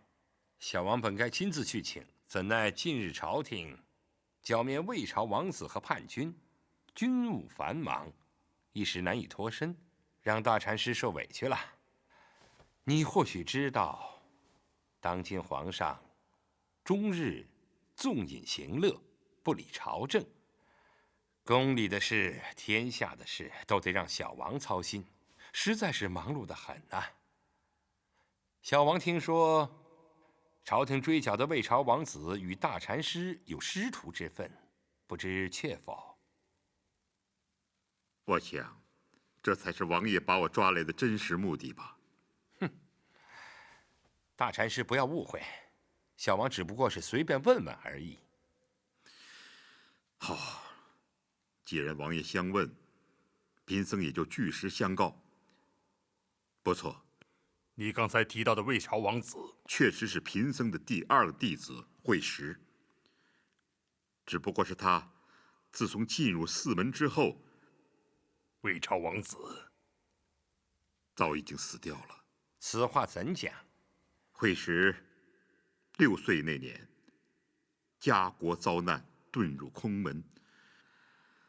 哎呀，那时候他还是一个孩子啊。10多年来，是贫僧日日教他诵经修禅，让他与尘世绝除了杂念，一心追寻佛祖。小王只不过是随便问问，杀与不杀，这要看皇上的意思，小王可做不了主。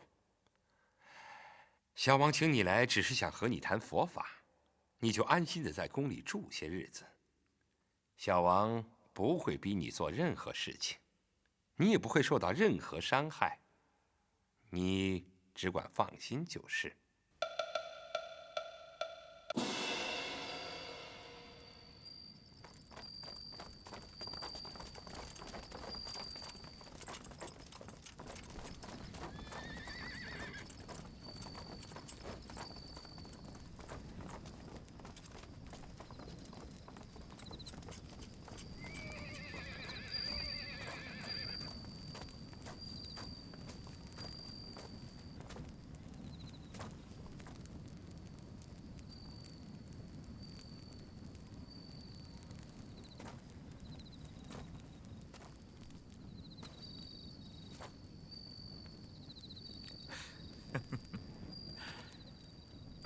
我要是你，就会勇敢地站出来，告诉他，我就在你身边。你怎么知道的？我怎么知道？你别忘了我是谁呀？我是杨坚呢。哼，勇敢点儿啊！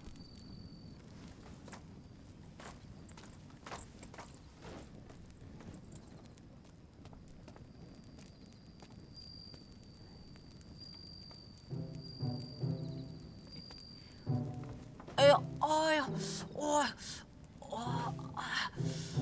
肚子疼啊！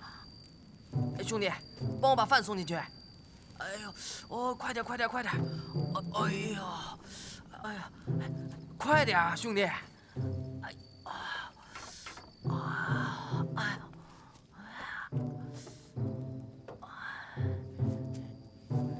哎，谢谢啊。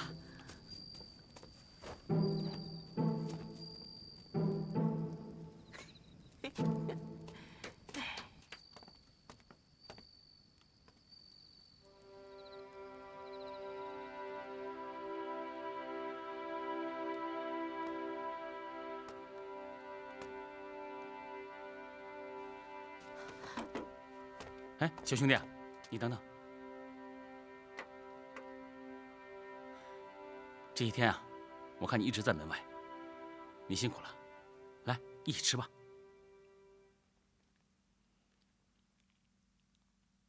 啊，我这里全是素菜，也不合你的胃口。你不会说话吗？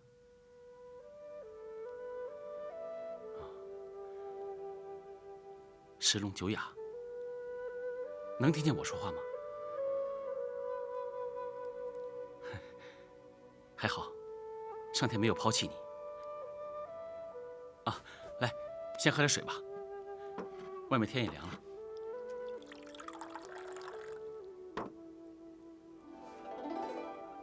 我看你在外面站岗，辛苦你了。给。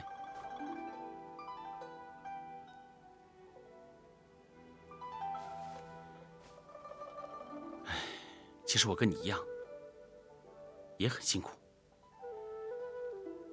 你整日在门外，大概也知道我的处境吧？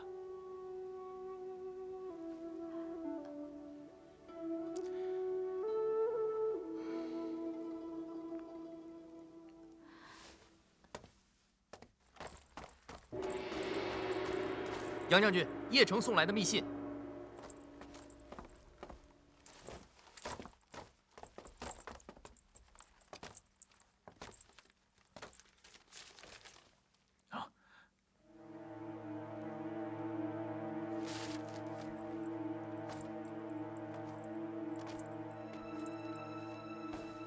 杨大哥，出什么事了？你们的少林方丈被压在邺城的行宫里面。啊！师傅怎么了？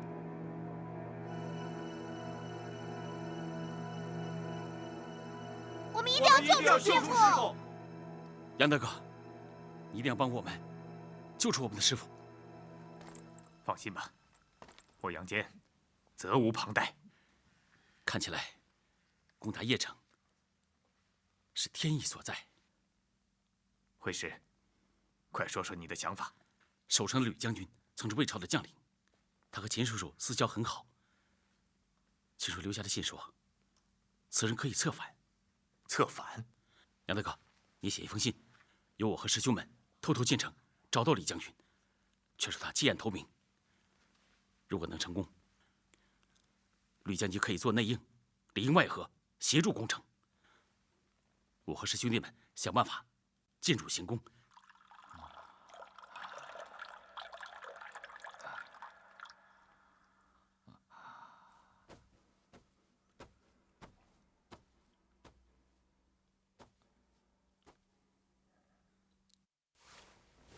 皇上，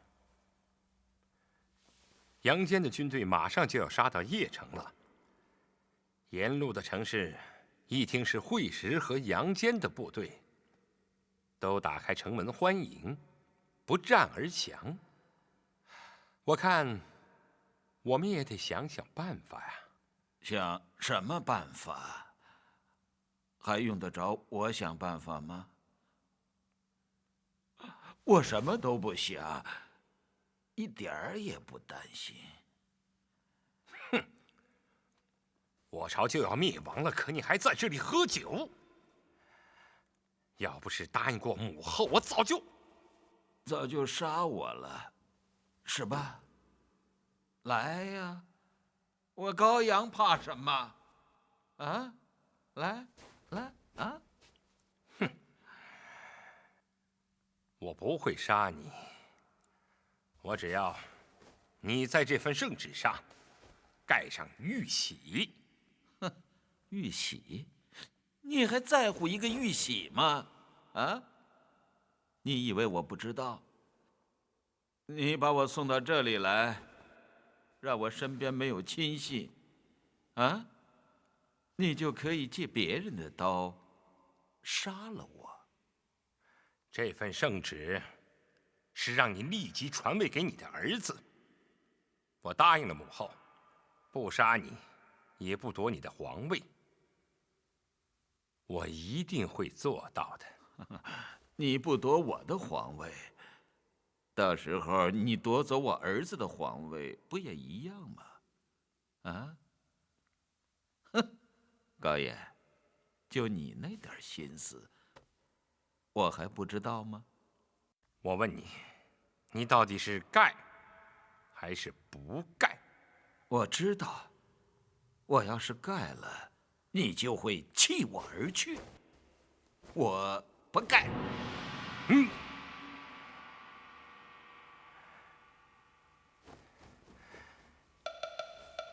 总有你屈服的一天。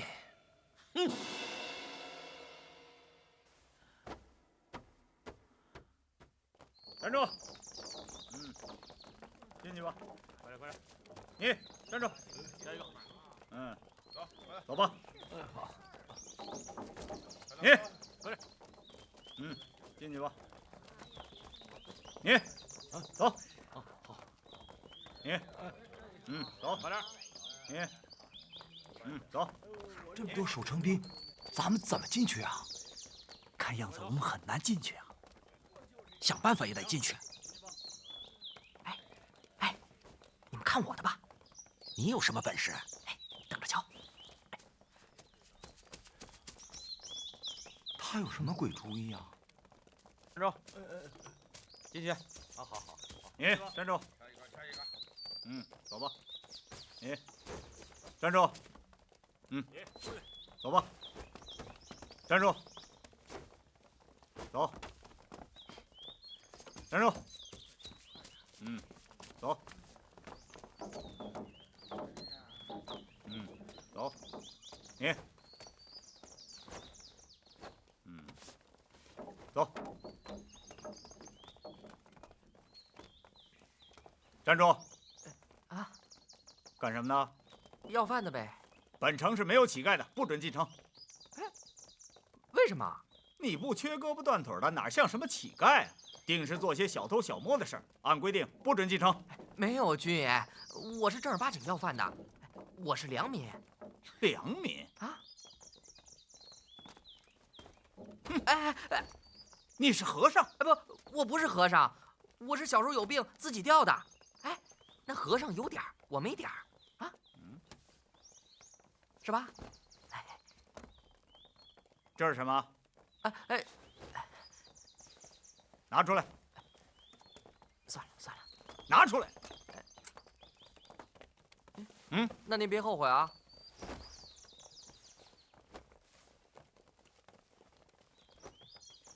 啊！蛇！蛇！快打蛇！快！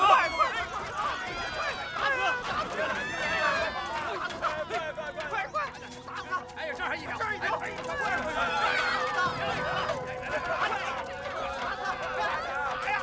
快打！我的蛇！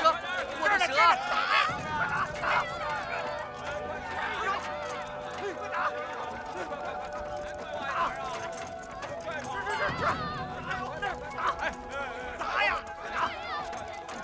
快打！打死！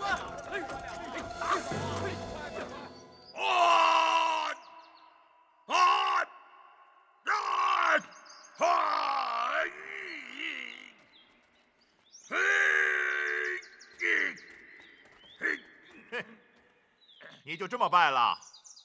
我没有败。哼，没败，他们怎么到了京城？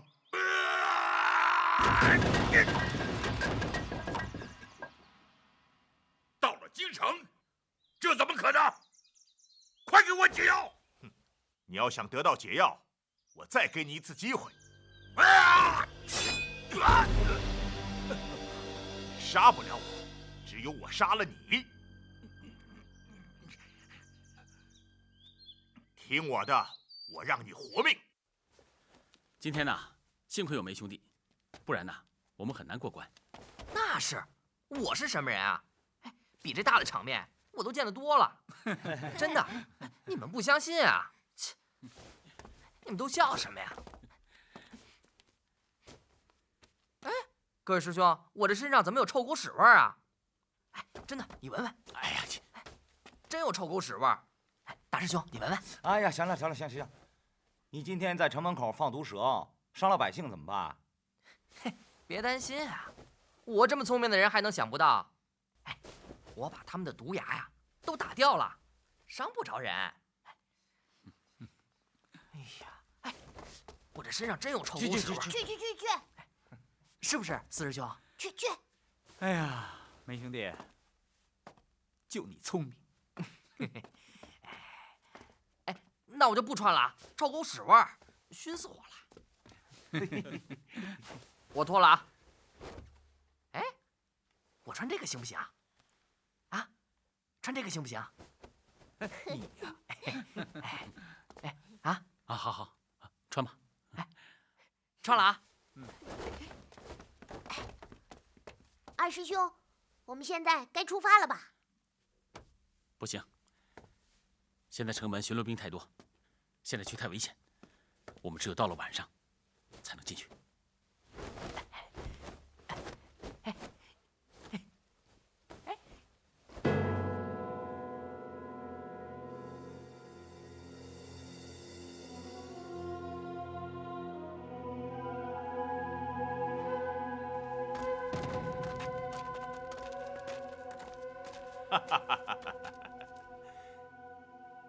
练得不错呀。哼，那你怎么还败了？给我解药！你只要跟我到京城，我会给你解药的。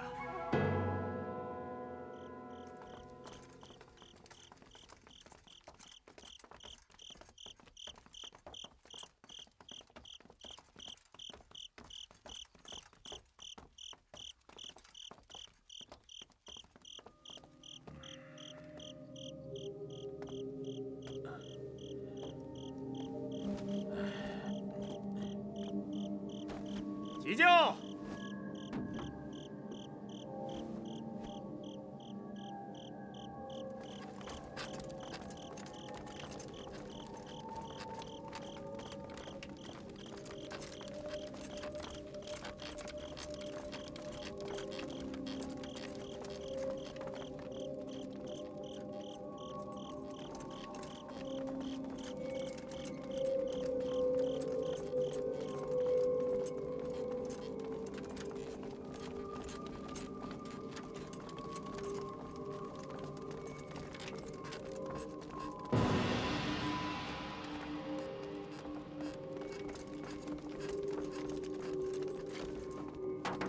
干什么？你要干什么？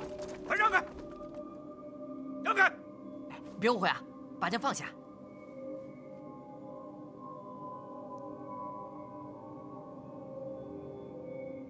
你们为何停教？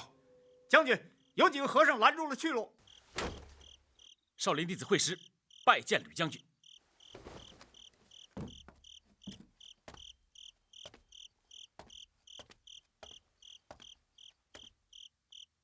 你们是谁？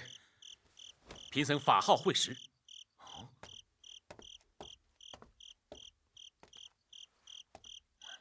难道你是？没错，大将军，他就是魏朝的太子。这是杨将军让我交给你的信。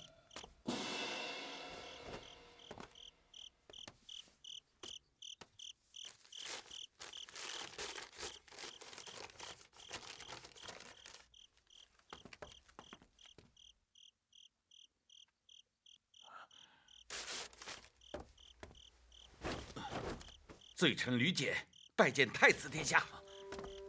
快请起。杨将军义薄云天，世人皆知，我也万分仰慕。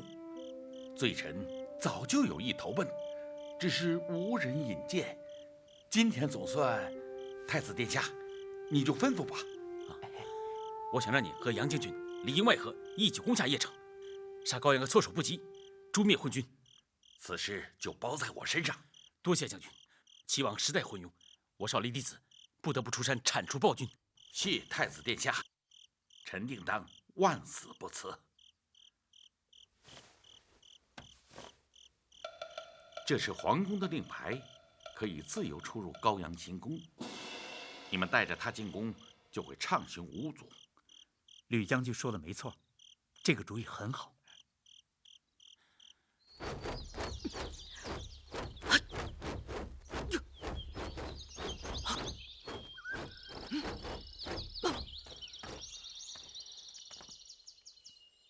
败了，得不到解药的。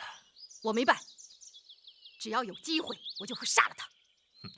你的机会来了，我这次肯定会杀了他。来，咱们走。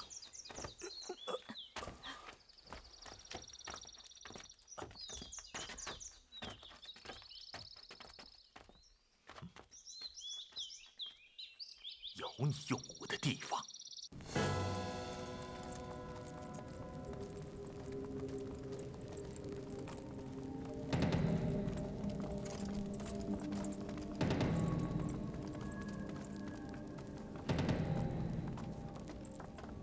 王爷，老和尚带来了。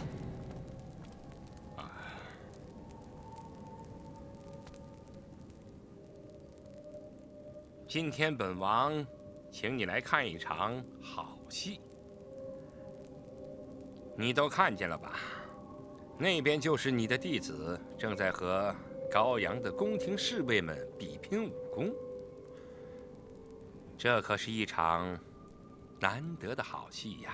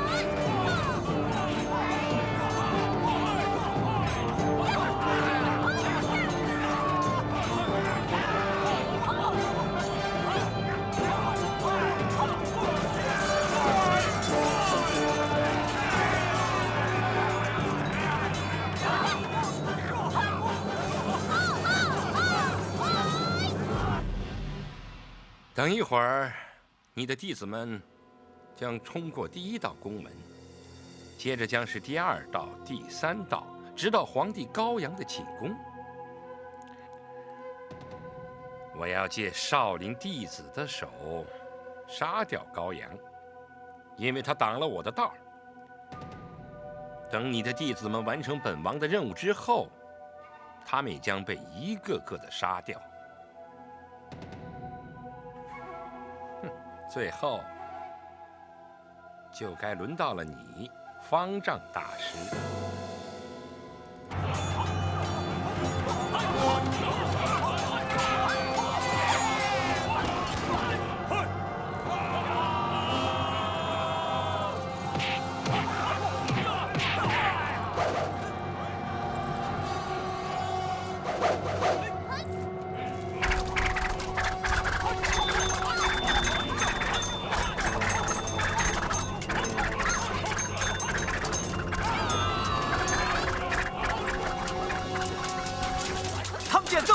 怎么过得去啊？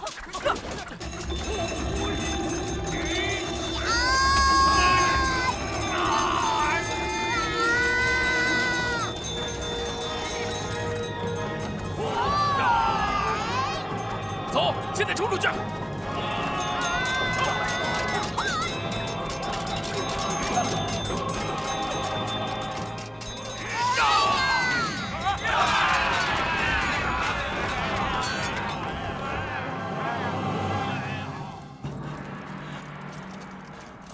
王爷，他们已经冲过了第一道宫门。哼，方丈大师，他们好像正在按照本王的古板唱第一出戏。古板？什么古板？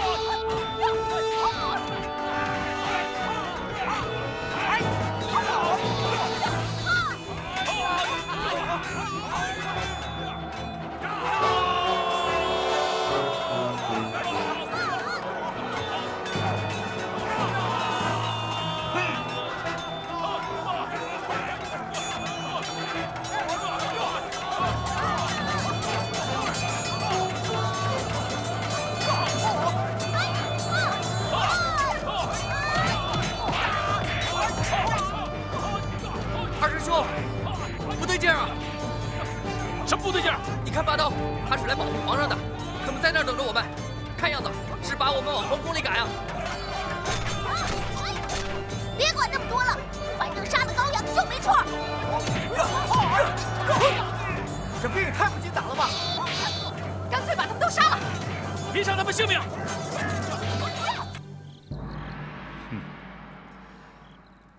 以贫僧之见，王爷设的是一个大的阴谋。杀了当今皇上，你可以顺利的登上王位，而不用背负杀兄的恶名。杀掉贫僧的弟子，你就可以除掉你一直视为眼中钉的魏朝王子。而杀了贫僧，你就可以断掉天下人的所有善念，从此你就可以放心的为非作歹了。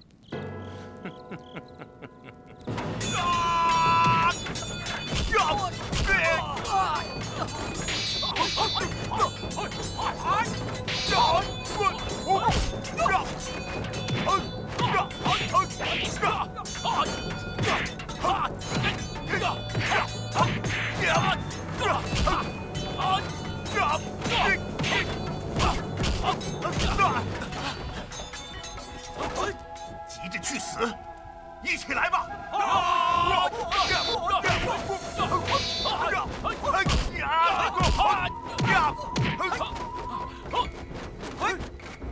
师兄，你们让开，让我来收拾他。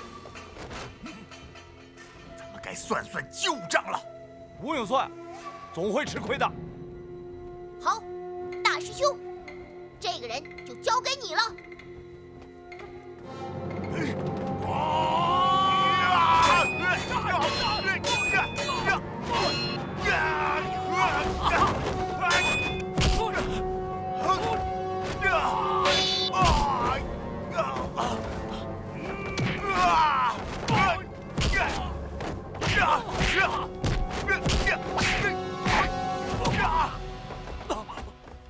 大师兄，我来救你！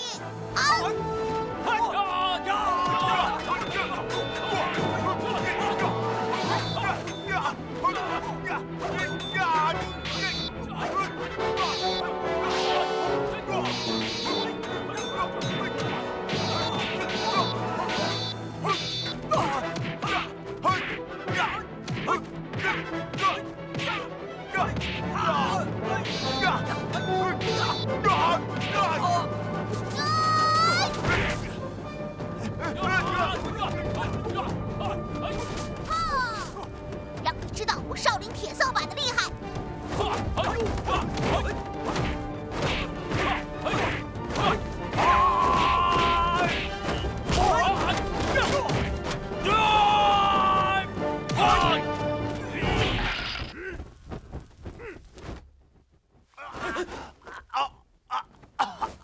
杀了他！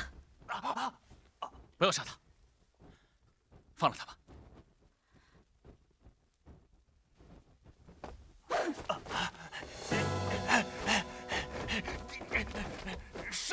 杀了他们！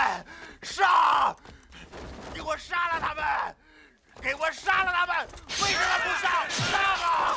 杀了他们！你们为什么不杀？杀啊！杀！放虎归山，他还是会杀人的。给我杀了他们！自食其果。为什么不杀？为什么？为什么不杀？为什么不杀？杀了你们！我杀了你们！杀了他们！杀！弟兄们，霸刀不把我们当人看，和尚没要我们的命，他却要我们的命，杀了霸刀！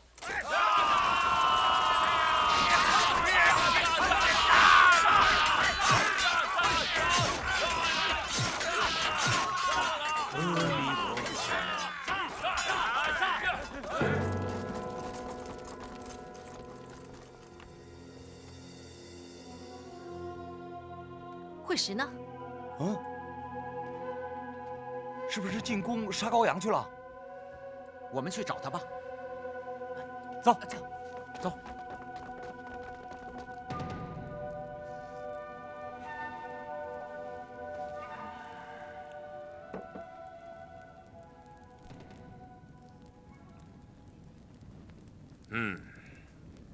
他们好像冲过了第3道宫门，第1出戏该结束了。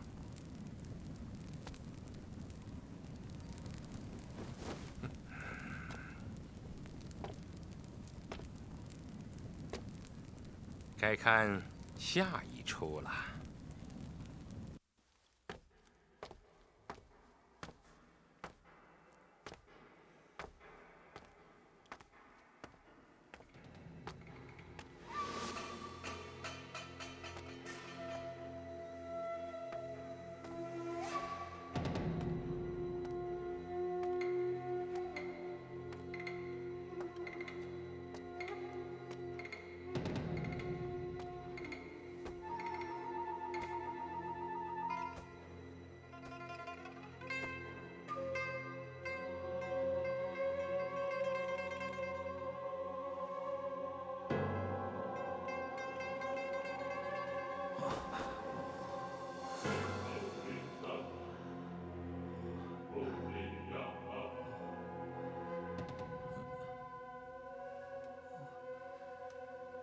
天都这么黑了，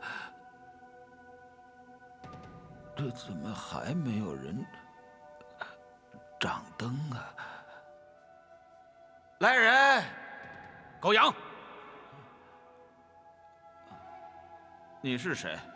我是少林寺慧石。谁？你到底是谁？我是。到底发生什么事了？来人呐，掌灯啊！你们不要命了！啊，这要斩了你们！快掌灯啊！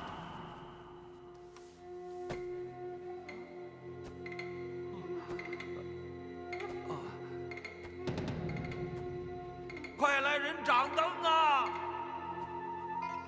这要杀了你们！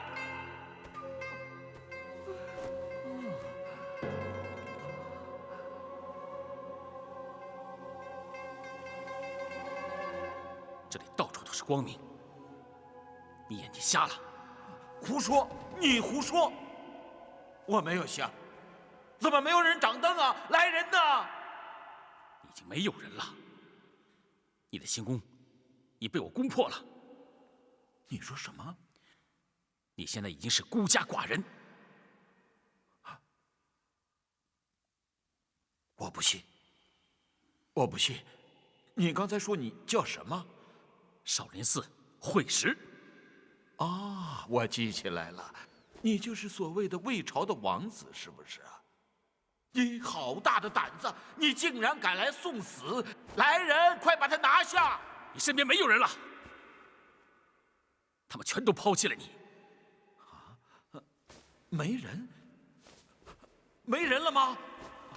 人呢？来人，快来给朕掌灯啊！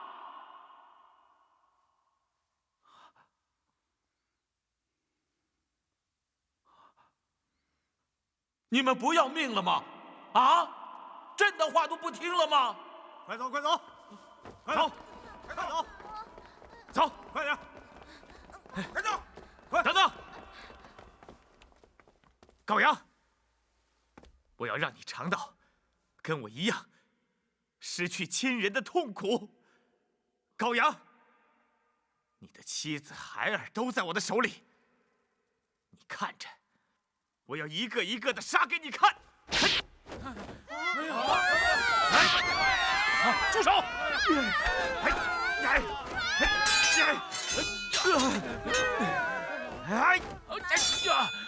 杜锦，你在干什么？我不想报仇了，可是你们非让我报仇，这次就让我杀个痛快吧！放手！杜锦，你究竟要干什么？你看，他现在喝得醉醺醺的，他根本就不在乎。这种人早就该杀了。如果你杀了我，我就是做鬼也不放过你；如果你杀不死我，我长大了一定要报仇。听见了吗？你听见了吗？斩草要除根呐，不能留下复仇的种子，将来会后悔的。你到底想干什么？我要报仇，我要报仇！到底发生什么事情了？啊？再不掌灯，我就斩了你们！杜锦，放下你的仇恨吧。不，我还没有杀够呢，我还没有杀够呢！为了杀羔羊，我们已经死了很多人，还不够吗？仇恨的代价实在是太大了，我不想在这个世界上留下更多的仇恨。放了他们吧，带他们走。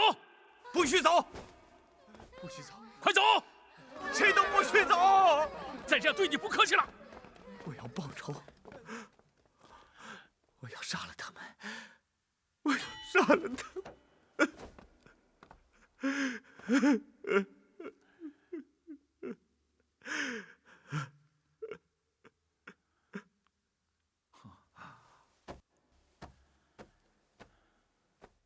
羔羊，你的江山已经完了。不可能！你们到底是什么人？在场所有的人都是你的仇人。你们是来报仇的？对。好啊，那你们来吧。我羔羊什么时候害怕过？可是我不想杀你。什么意思？你曾让天下人看不到光明，但你现在已经作茧自缚，永远堕入了黑暗之中。我希望你从黑暗中走出来。你的意思是？我希望你剃度出家，为死去的冤魂超度。你是妄想！这馊主意亏你想得出来。朕是谁呀？啊？朕是当今大齐皇上。朕要将你凌迟处死！来人呐！羔羊，你现在已经不是皇上了，再不能害人了。放下屠刀，立地成佛，是你最好的归宿。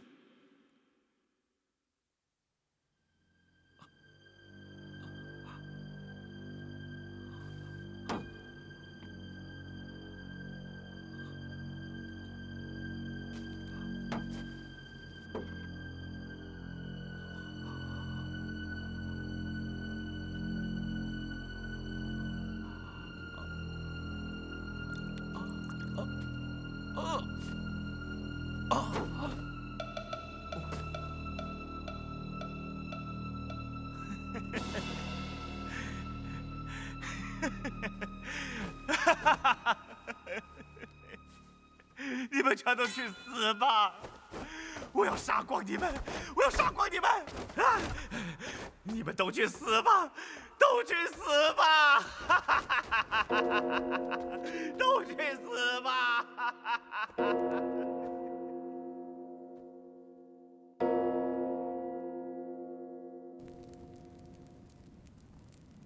不过，我想这出戏刚刚开场，他们是不是会按照你的古本唱下去？咱们还是看看再说吧。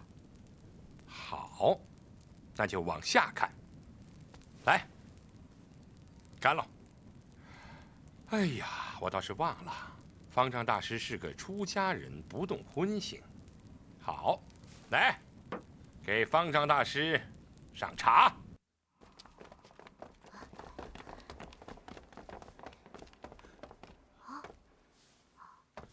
二师兄，你怎么了？那狗皇上呢？羔羊死了。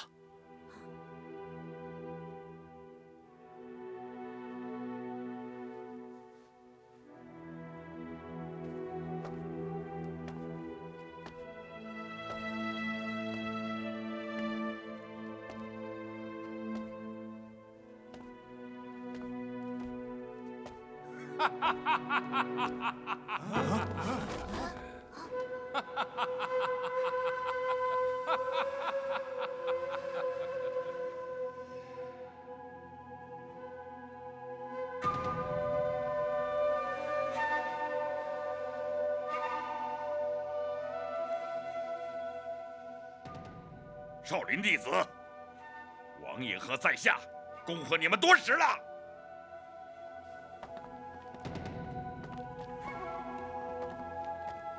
师傅，师傅，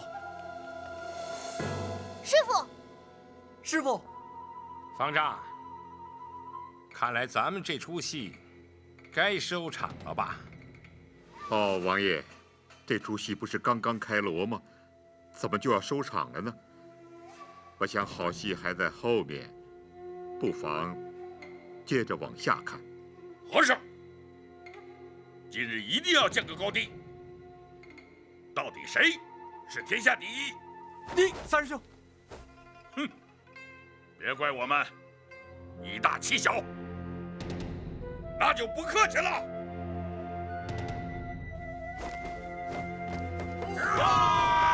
救师傅！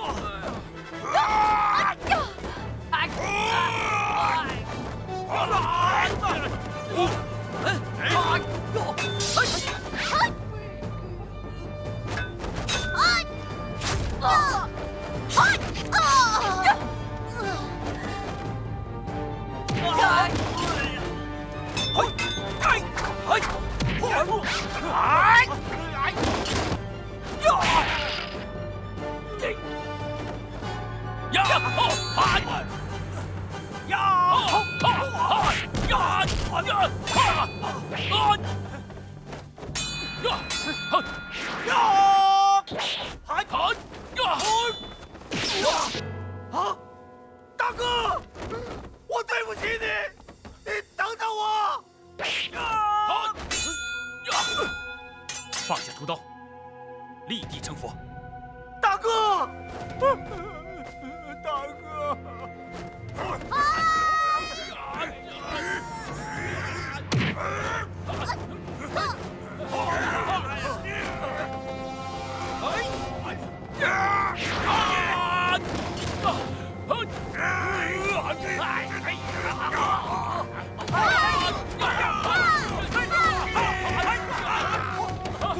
一花无叶。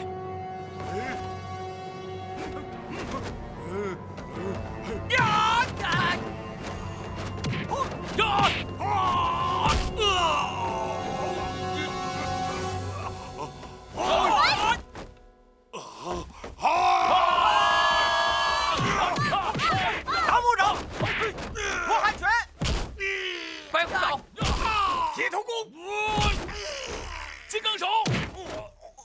童子功，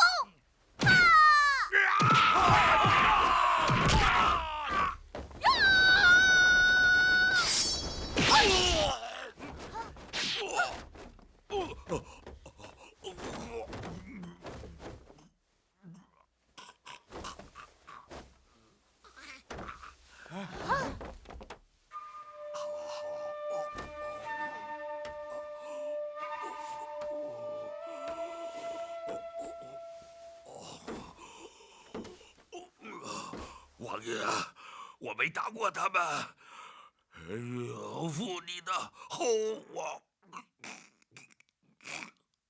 没用的东西！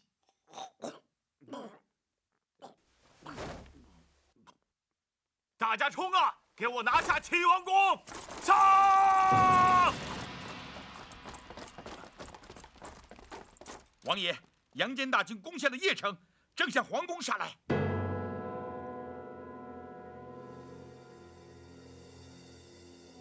慌什么？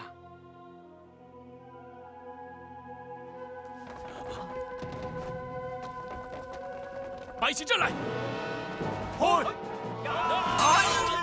少林金钟罩！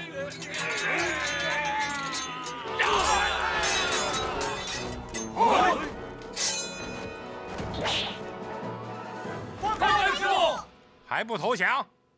放下武器，不然我就杀了他！阿弥陀佛，我佛慈悲。高阳已经死了，快放了我爹！调你们进宫，就是想借你们的手杀掉高阳。现在杀了他，正合我意。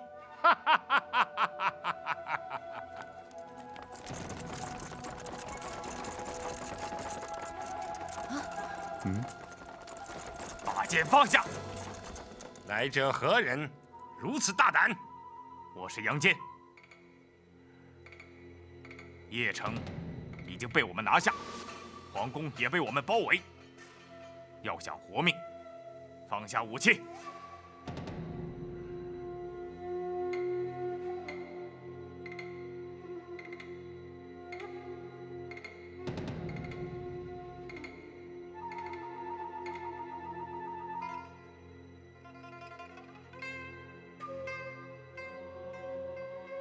皇上，你我只好同归于尽了。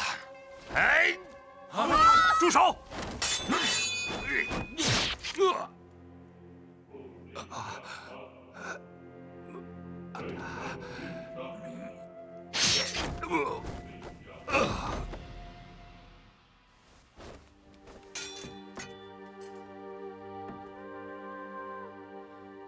阿弥陀佛，我佛慈悲。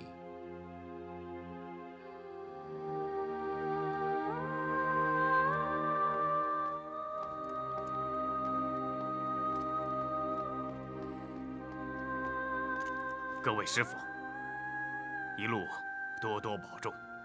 杨将军保重。惠师，你可想好了？杨大哥，我真的没有帝王的才能，我只是佛祖前一名普普通通的小沙弥。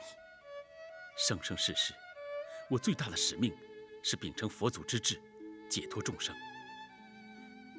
天下已经流血无数，我要回到佛祖的身边，为死去的人诵经千日。希望天下再无战争，再无饥荒，再无分离，再无仇恨。